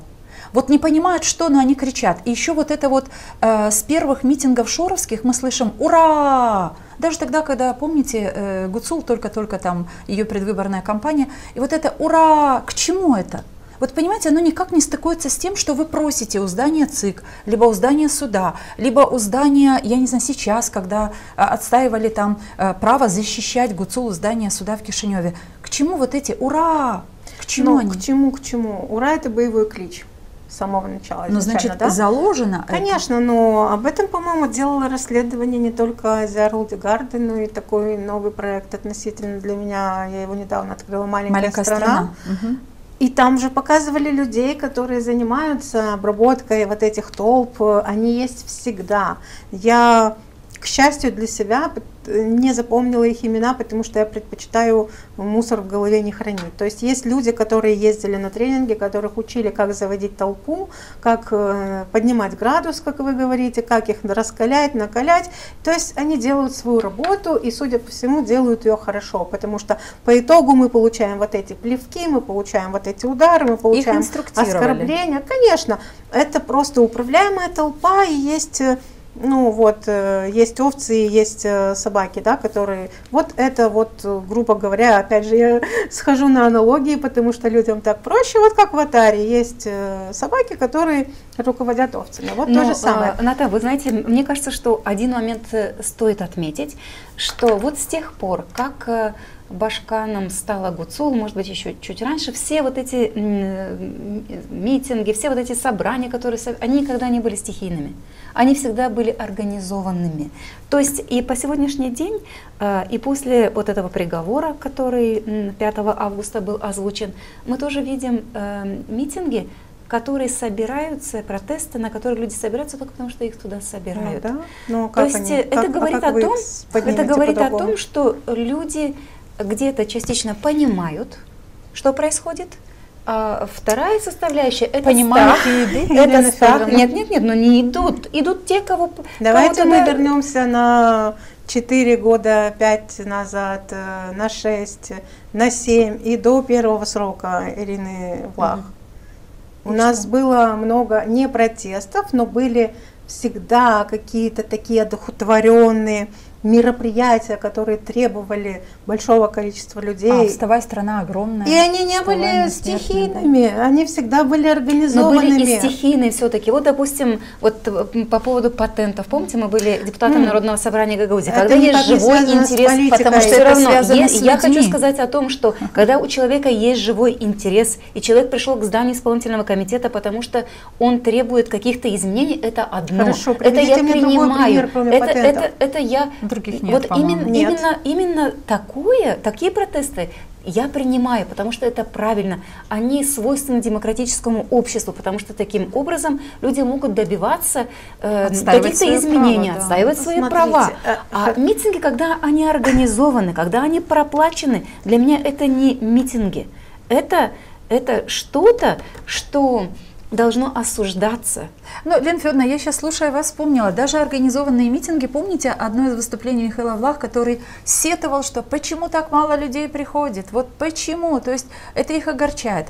Ладно, давайте мы с митингами, может быть, завершим, у нас рубрика «Люди говорят что?», и настраиваемся на то, что на короткие вопросы нужно дать короткие ответы, Наталья. Друзья, в нашей студии Ната Чеботарь, мы говорим сегодня о важном для гагаузского общества, в общем-то, как всегда. И нам кажется, что тема поведения гагаузского общества и оценка ситуации всеми гражданами нашей страны и жителями автономии, особенно сейчас, надо внимательно следить за тем, анализировать, делать свои выводы для того, чтобы принимать правильные решения. Оставайтесь с нами здесь, сейчас.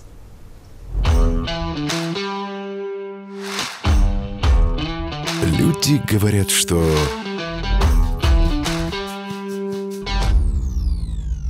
Люди говорят, что приговор Гуцул – это политическая расправа. Ну, говорю и буду говорить столько, сколько необходимо, что это никак не связано с политикой, никак не связано с Гагаузией, никак не связано с тем, что она занимала пост башкана, хотела бы употребить слово, как я говорю, так называемый башкан, да. Гуцул судят за участие в незаконном финансировании партии, которая впоследствии была признана неконституционной и которая была расформирована. То есть Гуцул сейчас несет ответственность за то, что принимала участие в противозаконных схемах. И никак с Гагаузией это не связано. И если мы должны это людям повторять 1000 раз, значит мы будем это повторять 1000 раз. Гуцул не судят за то, что она гагаузка. Гуцул не судят за то, что она башкан Гагаузии. Гуцул не судят за то, что она оппозиционный политик. Я бы хотела вообще посмотреть в глаза тому, кто первый назвал ее политиком, потому что Гуцул не политик. Гуцул, ну, феномен, которого никогда не было, прецедент. Вот, прецедент. То есть Гуцул сейчас несет наказание, как нес бы наказание любой другой человек, который участвовал в противозаконных действиях и который был, на которого была собрана доказательная база, который был задержан, которому был предъявлен обвинительный приговор и который получил решение суда за противозаконные деяния. И с Гагаузией это никак не связано. Наталья, люди говорят, что верховенство закона в Молдове невозможно. Ну, давайте вы пригласите сюда господина Лечу, я с удовольствием приду, может быть, мы вчетвером проведем эту передачу. Я бы хотела спросить у него про верховенство закона. Наоборот, прецедент Гуцул, опять же, должен показать, что у нас наконец-то начали работать законы, потому что... Ну, я не знаю, слишком, вот кто-то говорит, что слишком быстро ей вынесли приговор, а мне кажется, что довольно-таки даже и долго, потому что 19-й год, где остался, и 22-й даже, то есть, окей, я не хочу говорить, что плохо работают наши следственные органы, но они работают. Тот случай, да, опять, когда лучше поздно, чем никогда. Это должно было, наконец-то, однажды случится, чтобы, опять же, те люди, которые участвуют в тех же проплаченных протестах или которые получают, как они называют, доплаты от Шора через Промсвязьбанк, теперь через новое приложение, чтобы они наконец начали понимать, что они нарушают закон. Они не являются врагами государства. Они не являются врагами для судебной системы, как им внушают те же глашатые, вот тот же Стамов, тот же Миша, Михаил Влах. Они не являются врагами для государства, но они являются людьми, которые нарушают закон. И за это нужно. И за это понесут ответственность. В любом случае, рано или поздно, они понесут ответственность, они должны это понять. Ната, люди говорят, что действующая власть установила диктатуру в стране. Да, мы уже говорили про эту диктатуру, при которой любой может взять мегафон, пойти в любое место Камрата или Кишинева и кричать о том, что у нас диктатура, и потом спокойно положить этот мегафон в чемодан, поехать в пиццерию, покушать, потом пойти там на каруселях покататься и приехать домой. У нас нет диктатуры в стране, у нас даже, мне кажется, слишком много демократии в том плане, что как раз-таки люди, которые...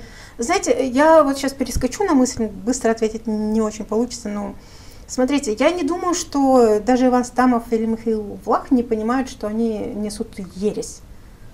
Но, понимают, но так надо. Да, но не то, что надо, вот ты уже влез в этот кузовок, понимаешь, вот есть вот эта пословица, да, назвался гроздем, полезай в кузов. Они не могут вести себя иначе. Уже все, вот это слишком далеко зашло.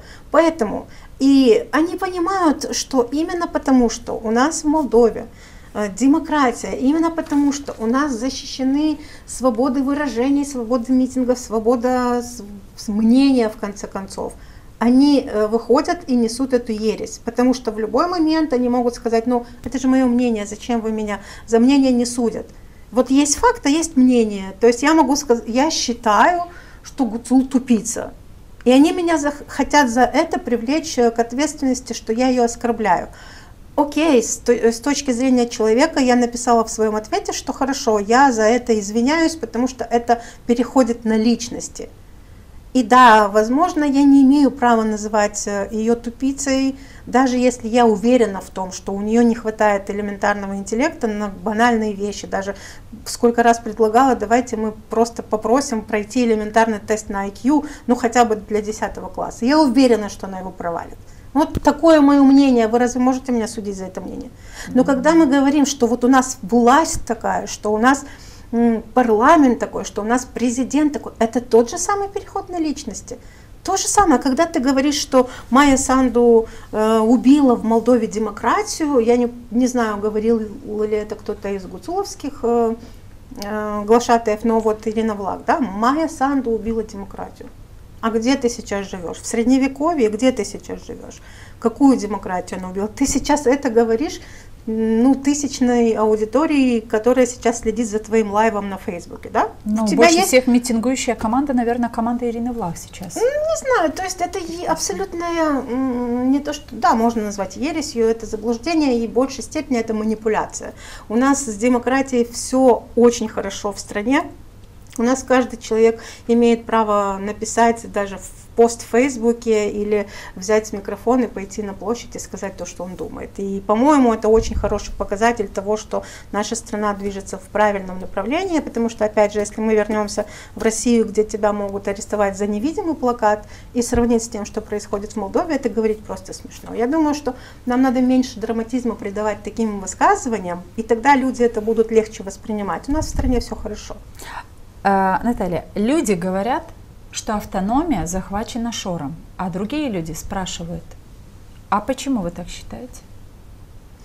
В чем вопрос? Вы так считаете, что автономия захвачена Шором? Если да, то почему? Ну, как сказать, автономия захвачена Шором. Да, пожалуй, это мысль, которую я пытаюсь все эти 3 года донести до людей, что автономия захвачена Шором не для каких иных целей, кроме тех, которые лично Шора интересуют, и для того, чтобы, ну, может быть, добиться отмены этого приговора, или, может быть, досадить, да, вернуться в страну, вернуться в парламент, стать здесь большим человеком, свергнуть действующую власть. Я не знаю, какие причины были у Шора, когда он эту игру затевал.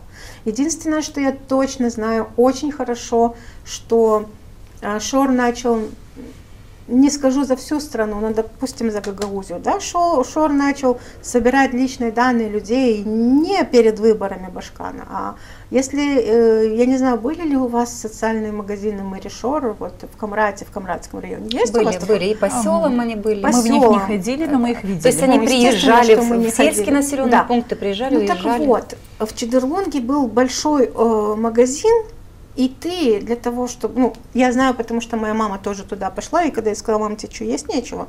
Скажи мне, что тебе надо, я тебе куплю. Но мама пошла, потому что все пошли. Вот и у них такой вот, у этого поколения взрослых людей за 60, у них есть вот этот, наверное, еще остался с советских времен какой-то, давайте не скажем стадный, давайте скажем стайный рефлекс, когда если ты держишься вместе с кем-то, и вот тебе безопаснее. Это, за это нельзя их судить, потому что им реально тогда была задача выжить самим и сделать так, чтобы их дети выжили. Вот. И вот эти бабушки и тетеньки собрались и пошли туда. И когда она пришла, я спросила, естественно, что там было.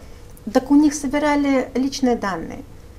В какой магазин ты пойдешь? Почему, когда я иду, не знаю, в Зару или куда-нибудь, у меня не берут паспорт, не переписывают ИДНП, ничего, чтобы я могла там что-то купить со скидкой?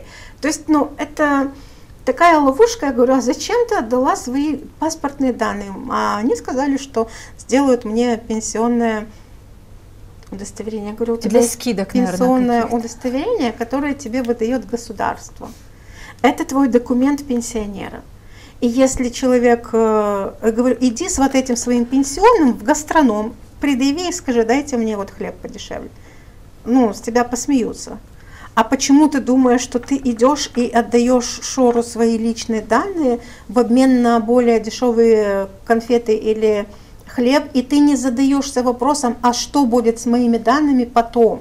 И о качестве этих продуктов тоже люди не задавались. Ой, про качество мы не будем говорить, это такая большая афера и такая большая... Но она сработала для тех сценариев, которые задумал по Гагаузии Шор. Смотрите, магазин Шоровский появился в Гагаузии, я не хочу врать, точно не помню, но минимум, наверное, 8 лет башканства в Лах он точно там был. То есть, ну, примерно 10 лет назад. Вот посмотрите, сколько лет назад Шор начал собирать эту базу данных по Гагаузии, потому что, например, ну, Чедерлунга, я не знаю, если, допустим, 70% пенсионеров пошли и дали свои паспортные данные, так вот это уже 70% жителей одного города. На это и была сделана ставка.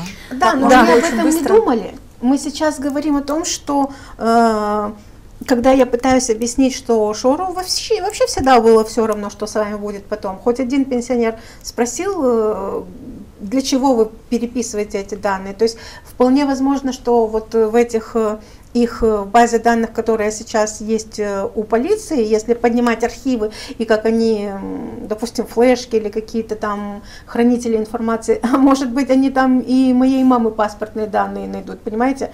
И других каких-то бабушек и дедушек, которые вообще когда-то шли просто за хлебом в социальный магазин, но их паспортные данные используются потом бог знает как.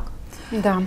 Наталья, люди говорят, что Гуцул подставили и отвели ей роль сакральной жертвы. По поводу подставили мы уже говорили в первой части. Я не могу знать, подставили или у них такая договоренность, потому что я удивилась, почему никто из других ваших героев ни разу не озвучил эту мысль, что, ну блин, а вдруг они договорились, ну вдруг она была согласна на то, что, возможно, ей придется отсидеть, но потом у нее все будет. Почему никто не рассматривает такой вариант? Я бы не стала говорить, что ее подставили, я бы стала говорить, что человек осознанно пошел на такой шаг, возможно, в обмен на какие-то будущие привилегии, возможно. И то, что это не сакральная жертва для меня, другие, ну, я, например, не знаю, не назову себя там аналитиком политическим, хотя я писала политическую аналитику, я не хочу называть ее сакральной жертвой, я бы ее назвала козлом отпущения, потому что это гораздо более подходит под эту ситуацию. То есть человек, который должен был сыграть роль козла отпущения, он на нее согласился, и он ее сыграл замечательно, и образ жертвы, хрупкой женщины, мамы 2 детей, это все очень хорошо воздействует на эмоции людей, очень хорошо подогревает вот этот градус возмущения, что как так. То никто из этих людей не спросил ее, вдруг, как бы, в принципе, ее семью к этому подготовили, и вдруг там действительно, ну, делается хорошая картинка для хороших видеосюжетов о том, как все это происходит, но нельзя исключать, что это не подстава, а что это, опять же, продуманный ход Шора, и что он просто все предусмотрел. Им нужна вот это, им нужен хаос перед парламентскими выборами. Посмотрите, что делают все российские СМИ, они ведь на этом настолько подняли градус ненависти по отношению к молдавской власти среди людей, которые никогда в Молдове не жили. Я не знаю, пользуетесь вы ТикТоком или нет, там что ни листаешь ленту, что не пост, то пост осуждения каких-то непонятных людей, которые живут бог знает где, но которые осуждают молдавскую власть, которая посадила оппозиционного политика. Ну, то есть, по крайней мере, живя здесь, в Гагаузии, мы можем говорить и должны говорить о том, что это не оппозиционный политик, это пособник беглого вора, это человек, который добровольно на это согласился, потому что, опять же, я не думаю, что Гуцул под дулом пистолета заставили пойти участвовать в выборах. Я даже не могу оправдать ее маму, которая вот в зале суда, ну, как маму, понятно, вот, то есть я тоже мама, да, и она говорит, вот, моя дочь только сделала все хорошего. Что она сделала хорошего для Гагаузии? Вот что она сделала хорошего? Я не думаю, что мама ответит. Опять же, я как мама, я прекрасно понимаю способности своего ребенка, да, если бы вот, допустим, мой ребенок пришел и сказал, что я хочу быть там-то и там-то президентом, и я знаю своего ребенка с детских лет, как он учился, какие у него общие способности, интеллект, и все, я бы сказала, ну, послушай, ну, неужели ты не понимаешь, что вот это, может быть, не стоит? Почему эта мама, видя, что ее дочь, которая, слушайте, опять не сплетни собирается, я ее не знаю и не знала до 23-го года. Люди, которые хотя бы что-то не знали, говорили, что это троечница, которая просто училась в школе, ну, блин, ну так, как могла. То есть нет оснований в это не верить, потому что достаточно послушать ее публичное выступление. Опять же, почему никто из этих людей, которые ходят за нее на митинги, никогда не задается вопросом, почему ей запрещали давать интервью оппозиционным СМИ, в конце концов. То есть ее вообще ведь не выпускали разговаривать. Ну, я писала Анатолию Голю, пригласите Гуцул на интервью.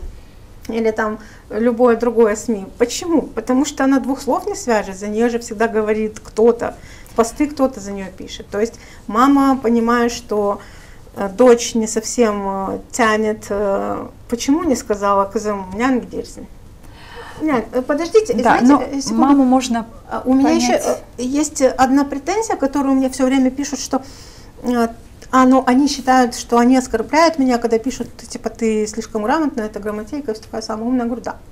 То есть меня невозможно оскорбить тем, что называя меня, что я слишком умная, что, может быть, не все такие, и что вот она научится. Опять же, у меня был пост, который разлетелся, по-моему, даже больше, чем 1500 репостов, когда ты приходишь, вот у тебя, допустим, ну, лопнул аппендицит, и ты идешь в больницу, тебе нужен хороший хирург, а к тебе выводит главврач вот такую Женю и говорит, ну, дайте ей шанс, дайте, вот это, ну, молодой доктор, вот она пришла, вот, да, дайте шанс. Почему? Почему ваш аппендицит важнее, чем целый автономный регион с вопросами экономики, здравоохранения, социальной сферы? Почему? Почему дайте шанс? Кто такой? Почему? И когда мне говорят, что ты слишком бьешь в то, что она неграмотная, безграмотная, да, я так считаю, и невозможно сравнивать, что у нас были депутаты в Народном собрании или в каждом селе был муниципальный советник, который, возможно, закончил 8 классов и не имеет образования, вот как я, и не может так говорить, но этот человек занимался всю жизнь или своим делом, или он работал в колхозе, или он был каким-то, ну даже если был советником, он знает, что это и такое. Его знает село, выбирала этого человека. И ему не нужно иметь красный диплом, или ему не нужно писать речи, потому что он работал в колхозе, он знает, что нужно делать для сельского хозяйства. Этот работал там на заводе, он знает, что нужно делать для промышленности. Этот нам был на скорой помощи, не знаю, врачом или медбратом, он знает, что нужно для медицины. Кто такая Евгения Гуцул? Почему она пришла и должна... Вопрос без ответа. Почему? У нас есть ответ, но он им не понравится. Люди говорят, что сейчас они понимают, куда их завел Шор. Вы знаете таких людей? Да, я знаю таких людей. Такие люди мне часто пишут слова поддержки в личных сообщениях, но у этих людей не хватает... пока смелости, чтобы сделать свой взгляд публичным. Меня это умиляет и меня это безусловно радует, потому что даже даже то, что человек пишет тебе в личку, что Ната, я так согласен или согласна, спасибо, что вы это пишете, потому что вот мы ошибались, заблуждались, но мы теперь понимаем, но я не хочу писать, потому что меня все знают, или я вот там работаю, и у меня потом будут проблемы. Это страх, о котором, например, никто из них не говорит, то есть из этих шоровских, да, они не говорят о том, что у нас в Гагаузии страшно написать в Фейсбуке, что я не поддерживаю шоры, допустим, не учитель. Страшно? Да, страшно для тех, кто зависит от них, то есть вот какой учитель напишет, ну не знаю, по-моему, Елена Мома. А почему учитель должен зависеть от шоры или его команды? Не знаю, а почему у нас не было массовых возмущений против этих линеек? Кто у нас возмущался? Потому что раболепия много. Ну вот ответ на вопрос. То есть люди не хотят неприятностей, люди не хотят терять работу. Вопрос в том, что, например... Но люди должны понимать, что работу им дает не начальник управления образования и не ШОР, и даже кто бы ни был главой автономии, а это налоги жителей автономии, которые работают на образовательную сферу и страны в том числе. Да, люди должны еще понимать, что бюджет Гагаузии это всего лишь около 40%.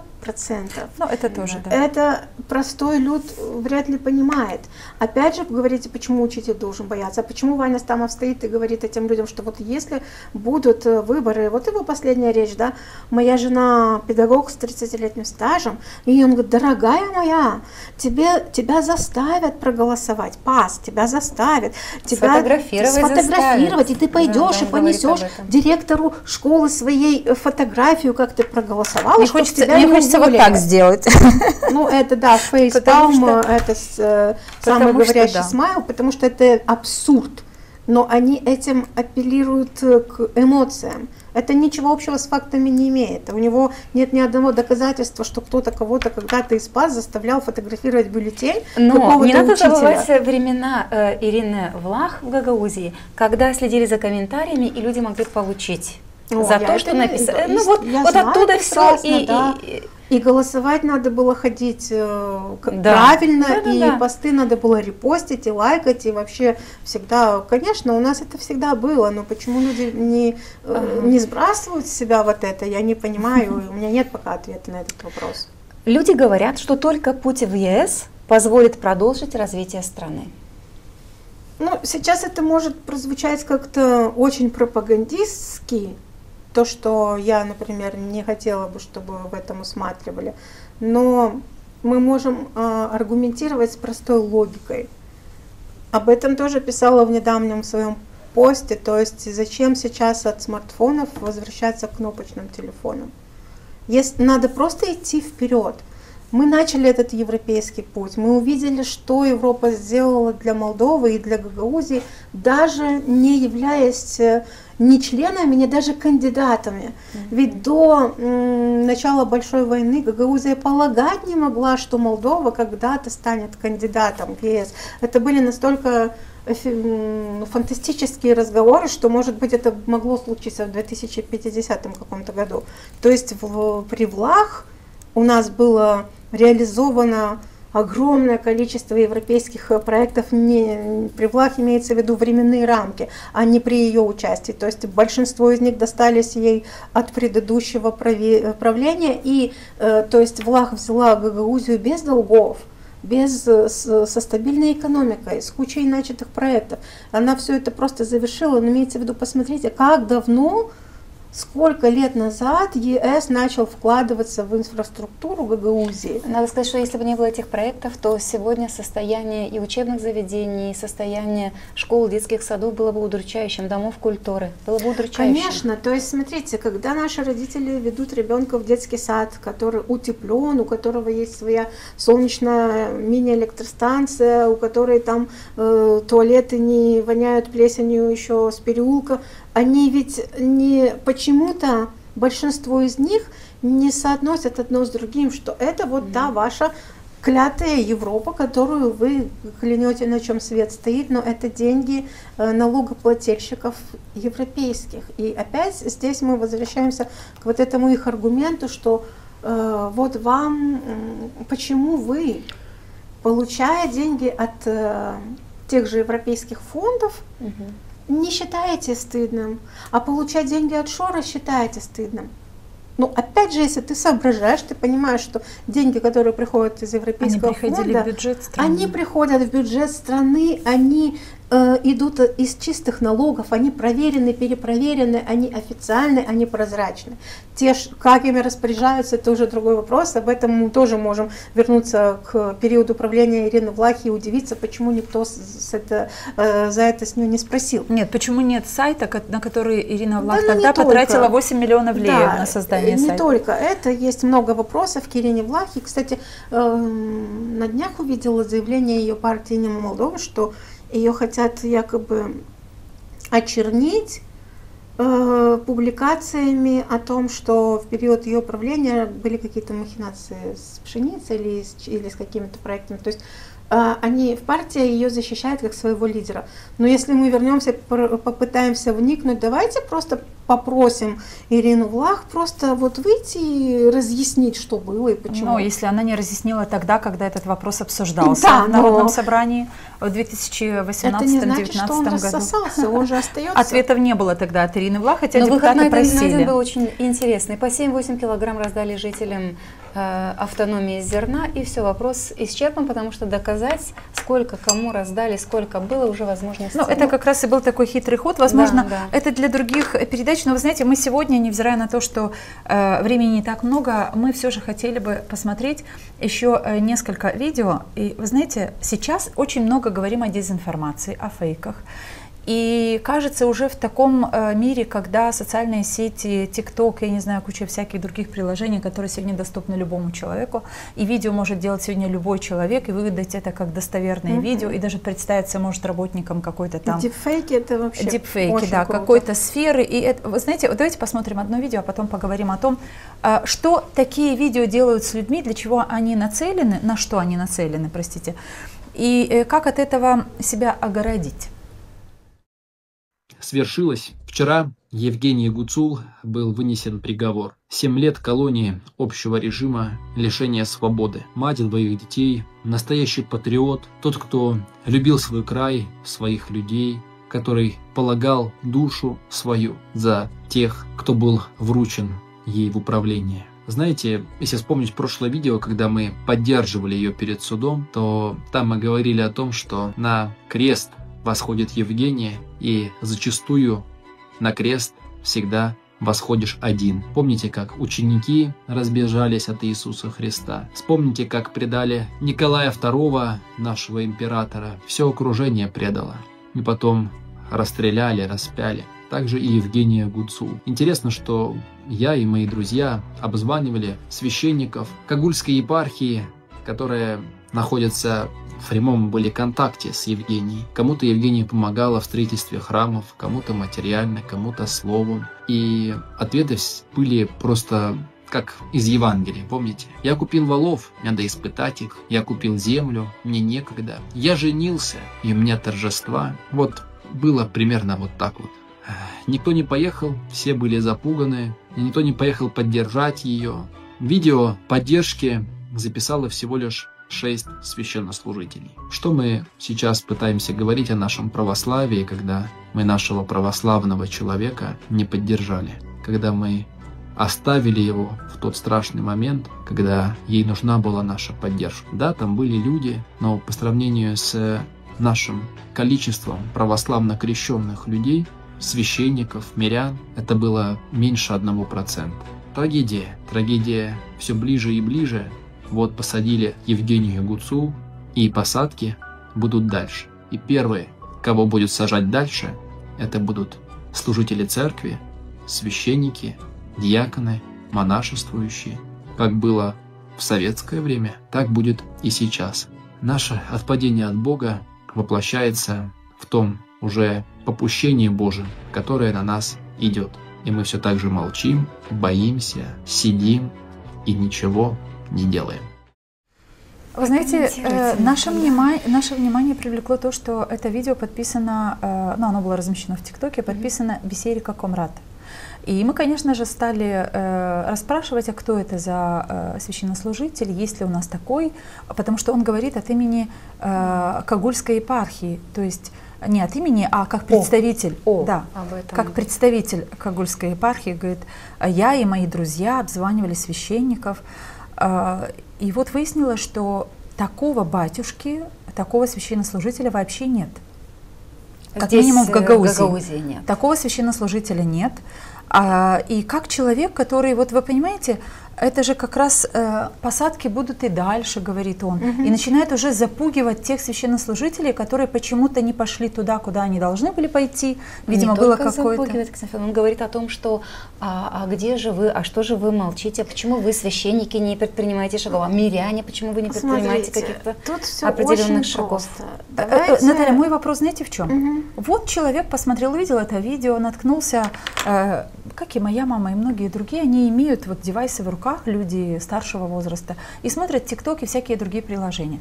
Вот увидел и думает, священнослужитель вот такой говорит, ведь никто из них не будет спрашивать, а что это за священнослужитель? Конечно. И вот таких видео как раз очень много, у нас еще одно есть, потом посмотрим, но вот что делает с нашими людьми вот это видео, когда мы не знаем, кто это, не знаем, почему это, но мы ему уже верим, потому что он же говорит от лица. Вот хотела все-таки задать вопрос. На днях читала новость, что была раскрыта группа наркоторговцев, был проведен обыск в доме священника, и там обнаружена марихуана в неположенных в дозах, превышающих, допустим, там разрешенное количество для хранения, да, не для распространения. И вот у меня вопрос. То есть этот священник, который определенно сейчас становится объектом для расследования, да? Его будут судить как священника или как человека, который принимал участие в схеме наркоторговли? Давайте будем объяснять людям, да? Когда ты нарушаешь закон, неважно, на тебе халат доктора, ряса священника, не знаю, форма столевара, неважно. Это твоя работа. Вот священник – это его работа. И если священник нарушает закон, участвует в нелегальных схемах, участвует в каких-то противозаконных действиях, естественно, его будут сажать, и это будет правильно, и неважно, что на нем надето, хоть папская тиара, неважно, ты нарушаешь закон, значит, ты должен нести ответственность. Это для людей, которые способны мыслить критически. Для людей, которые не способны мыслить критически, я не знаю, какую секретную таблетку им принимать для того, чтобы наконец-то начать понимать, что манипуляции сейчас, они даже выходят из берегов. То есть вот вашей маме, моей маме, понимаете, мы их не можем даже в этом осудить, обвинить, потому что для них священник — это действительно священник, который беспрекословно во всем прав. Мы с такими людьми, я не знаю, сказать, что они врут, мы же будем кощунством заниматься, мы будем святотатством заниматься. И эти люди, которые делают... Именно поэтому и выпускаются именно такие поэтому видео. Используют то, что бьет в самое нутро человеческих ценностей. То есть очень целенаправленно работают. Конечно. Здесь же не скрытые призывы. В этом видео. Слушайте, во-первых, опять же, у меня был вопрос, кто это такой вообще, где он служит. Мы вот искали. Да, кто это, что это за человек и почему он говорит за всех священников, потому что вы не поверите, у меня есть в друзьях на Фейсбуке священники. Вы не поверите, насколько это, насколько разительно отличается то, что говорят они в наших чатах, и то, что сказал этот человек. Слава Богу, что не только у вас, но и в жизни есть такие священнослужители, которые действительно делают свое дело точно так же, как делают свое дело честно многие люди других профессий. У нас церковь отделена от государства. У нас церковь, я считаю, что ей категорически нельзя вмешиваться в политику. Ты должен заботиться о том, чтобы твои прихожане думали о чистоте душевной. Да, к сожалению, мы видим, что сейчас и церковь стала инструментом для того, чтобы помните башканскую кампанию, когда священнослужитель из наш Гагаuz родом из гагаузского села, проживающий и работающий в Москве, агитировал за одного из Я знаю политических этого вашего кандидатов. гагауза, Давайте. я с ним делала очень большое интервью, он служит,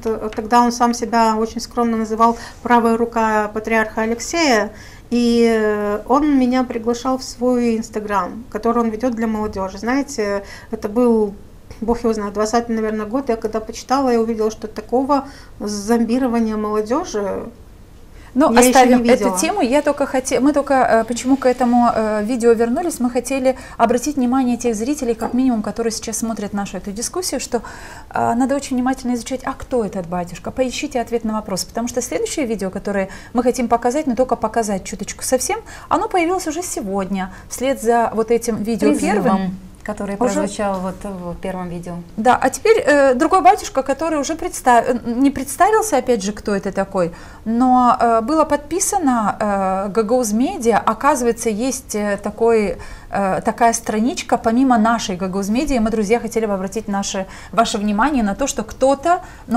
понятно кто, Gagauз News, который когда-то создавался Виктором Петровым, они назвали себя теперь, свою страничку назвали Gagauз Media в Фейсбуке, и там публикуют видео, вот мы там нашли вот это, посмотрите. Давайте вместе посмотрим.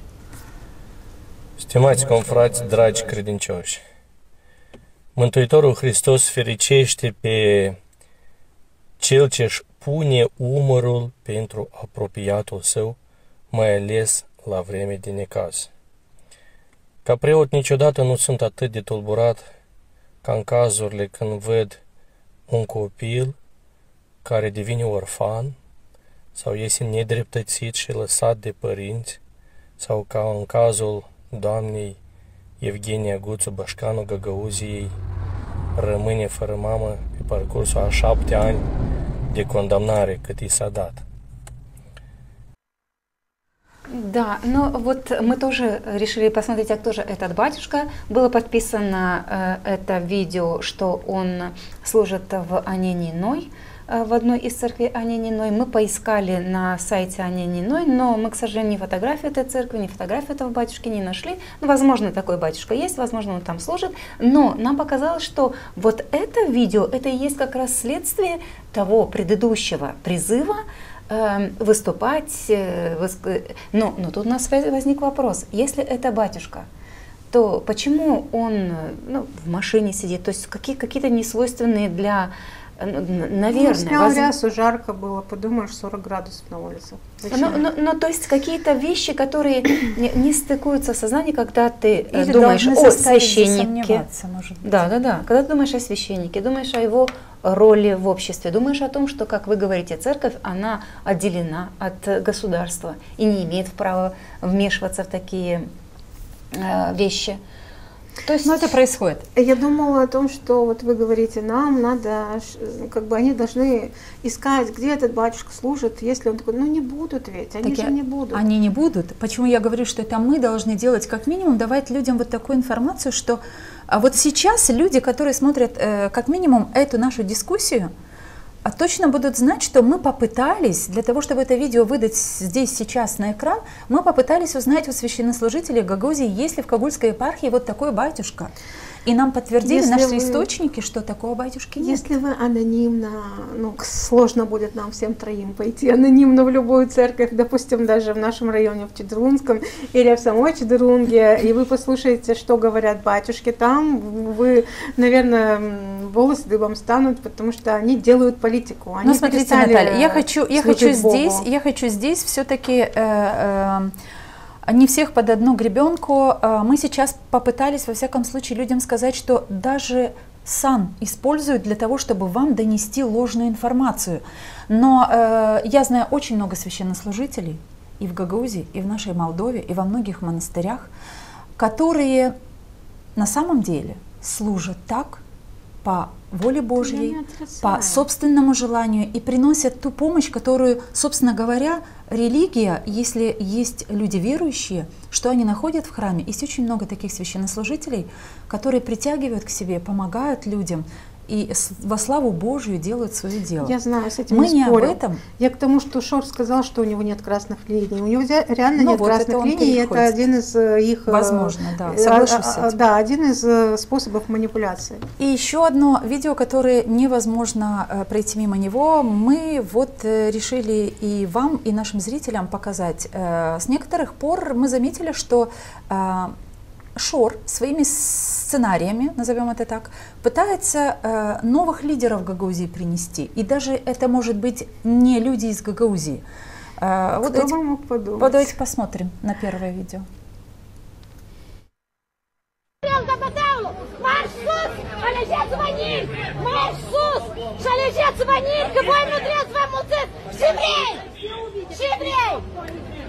Тидори Курашей! А Тидори Майдари! Как выйдет просил вывести в циркуляцию? Хорошо, атрибут, все. Маме нинцы елпимини! Ши маме нинц! Вот. Героев должны знать лицо. Вот. Запоминайте их. Маршева лежит смирь, козы разберясь в степь! Я сказала, что в политику лезть не хочу и не буду, если это не будет просить народ. Очень много людей просило, потому что они не понимают, за кого голосовать. И я считаю, что у народа есть полное право иметь свой голос в парламенте. А так как я 4 года была голосом народа, они попросили меня это сделать. И я пришла сегодня зарегистрироваться как независимый кандидат, как голос народа. Идти в парламент, чтобы нас больше услышали, чем с улицы. Ну, добрый час, с Богом. Я после нашего интервью был, если не соврать, в 5 или в 6 селах Гагаузии. Ну, там по своим делам, встречался с людьми, общался. Дина, вот это вот общение наше с вами в эфире, это видео, оно дало эффект. Люди говорят о том, что, вы знаете, нам очень важно было услышать мнение человека, который там был. Нам очень важно было услышать непосредственное мнение Дины Карпински. Честно говорю, они относятся к вам с большим уважением, очень доверяют вашему мнению. Я настолько, еще раз говорю, вам благодарен за то, что вы согласились на эфир. Мне кажется, что когда мы говорим об этом видео, вам надо использовать не ваши знания в области журналистики, а вот в области психологии. Как вы можете оценить вот эти 3 видео, фрагменты, которые мы посмотрели? А усматриваете ли вы в этом то, о чем я говорила перед просмотром этих видео, когда мягкой силой, да, нам дают понять, что вот это еще один очень смелый человек. Ничего страшного, что ее пока не знают в Гагаузии. Завтра Дина Карпински может быть и кандидатом в Башканы. Да, почему может нет? быть. Вполне возможно, что именно так они попробуют сделать. То есть, ну, если Гуцулу удалось, почему это не удалось? То есть, понимаете, мы тут видели только что 3 видео, в котором человек орет как резанный, потому что, наверное, очень высока степень внутренней культуры и не может сказать то, что она должна сказать. Человеку надо сходить к психологу, там немножко поработать со своими эмоциями, немножко взять себя в руки, посмотреть, как выглядит со стороны. То есть, ну, я не знаю, что здесь комментировать. То, что Ваня Стамов считает ее... Выдвигают в лидеры вот каких-то таких людей. Но у нас же не один пример с Гуцул. Фортуна, которую не знали в Гагаузии. Ну, Фортуна, как минимум, она была прокурорами, хотя бы мелькала в новостях. И... Ну, мелькала, но ее жители Гагаузии не знали совсем. В одном, вот в Чешмекёе после выборов люди гадали, она женщина или мужчина. Вернее, этот кандидат женщина или мужчина. Это просто говорит о том, что, мне кажется... не о большом интеллектуальном уровне вот таких задумок со стороны Шора, что вот подставлять так это нам... же работает. Это работает, потому что народ перестает критически воспринимать то, что им подсовывают. То есть людям, я не знаю, может быть, им стало все равно, а может быть, они... Знаете, смотрите, почему я, например, не хочу принимать то, что вот такой человек, как Евгения Гуцул, занял пост Башкана. Потому что я все-таки считаю, что для того, чтобы занимать пост Башкана, надо иметь определенный уровень знаний и компетенций. Безусловно. Вот. И поэтому, если я это не принимаю, я не ставлю себя в один ряд с теми людьми, для которых это норма. Потому что для меня это не норма. Это ненормально, когда человек без элементарных знаний хочет управлять регионом. Кто такая эта Дина Карпинский? Я ее вижу второй раз в жизни, наверное. Почему этот человек... Будете видеть чаще. Ну, возможно, да, но вопрос теперь в том, насколько согласен народ поставить себя на один уровень с таким человеком. Ваня Стамов уже сказал, что ее в 6 населенных пунктах Ваня она Стамов вызвала показал интерес. свой уровень своего интеллекта, скажем так, и я не... Слушайте, он мог сказать, что он в 150 пунктах вызвал интерес. Мы это не можем проверить. Все, что я не могу проверить, я подвергаю сомнению и всем рекомендую делить на 32. На 16 это мало. Наталья, давайте прямо здесь, вот на этой, как мне кажется, очень важной и хорошей мысли. Давайте все подвергать сомнению, именно с этим призывом обратимся к нашим... Все, что ты не можешь проверить или не можешь доказать, подвергать сомнению. Это правило номер 1 сегодня. Для того, чтобы Для спасти всех, себя конечно. от дезинформации. И своих маму, папу, сестер, несовершеннолетних детей, которых они тоже используют в своих митингах. Наталья, спасибо за то, что вы пришли к нам в студию, спасибо за эту дискуссию, за открытость, за мысли. Ну и, в общем-то, побольше бы таких людей, которые все же не боятся, пишут свои посты, невзирая на то, что людям это не нравится, люди осуждают сегодня любую другую точку зрения. Ничего страшного. Всем нам, гагаузскому сообществу, молдавскому сообществу, надо принять и признать, что мнения могут быть разные. Мы можем с чем-то быть не согласны, но об этом надо говорить цивилизованно, открыто, дискутировать и, во всяком случае, сохранять вот ту демократию, которая, да, я с вами согласна, в нашей стране есть. Иначе не было бы никаких митингов с огромным числом однообразных плакатов и прочее. Можно я добавлю очень важную вещь? Да. Люди не должны бояться прежде всего отстаивать то, что они считают правильным, потому что есть выражение: даже если ты один против толпы, это не значит, что ты не прав. То есть, если ты видишь, что здесь речь идет о нарушении закона, и ты это отстаиваешь, и ты это пытаешься донести, неважно, что в тебя плюют 2000 других человек, оставайся на своем и пытайся донести до них, что это непозволительно, это нарушает закон. Все, не знаю, я не хочу думать, что мы это делаем зря, понимаете? Я не хочу думать, что это все напрасно, иначе не было бы смысла вообще ни в чем. А мы уверены, что это не зря. Вот поэтому мы продолжаем. И поэтому это нам делать. всем надо продолжать это делать. Да. Друзья, спасибо за то, что сегодня вы были вместе с нами. Мы, Екатерина Жекова и Ирина Карамид, говорим вам до свидания, до следующей встречи. Ну и, конечно, читайте нас, следите за нами. Мы есть и в Телеграме, и в других социальных сетях. Смотрите наши короткие видео, и пусть наших зрителей станет больше. Этот проект нуждается в вашей поддержке, и мы благодарим тех, кто нас уже поддерживает. Мы все хотим достойных условий жизни. Мы все хотим качественной медицины. Мы все хотим хорошие дороги и коммуникации. Мы все хотим высокие зарплаты и пенсии. Мы все хотим, чтобы работали законы. Мы все хотим лучшего для Молдовы, и это нас объединяет. Значит, мы единомышленники.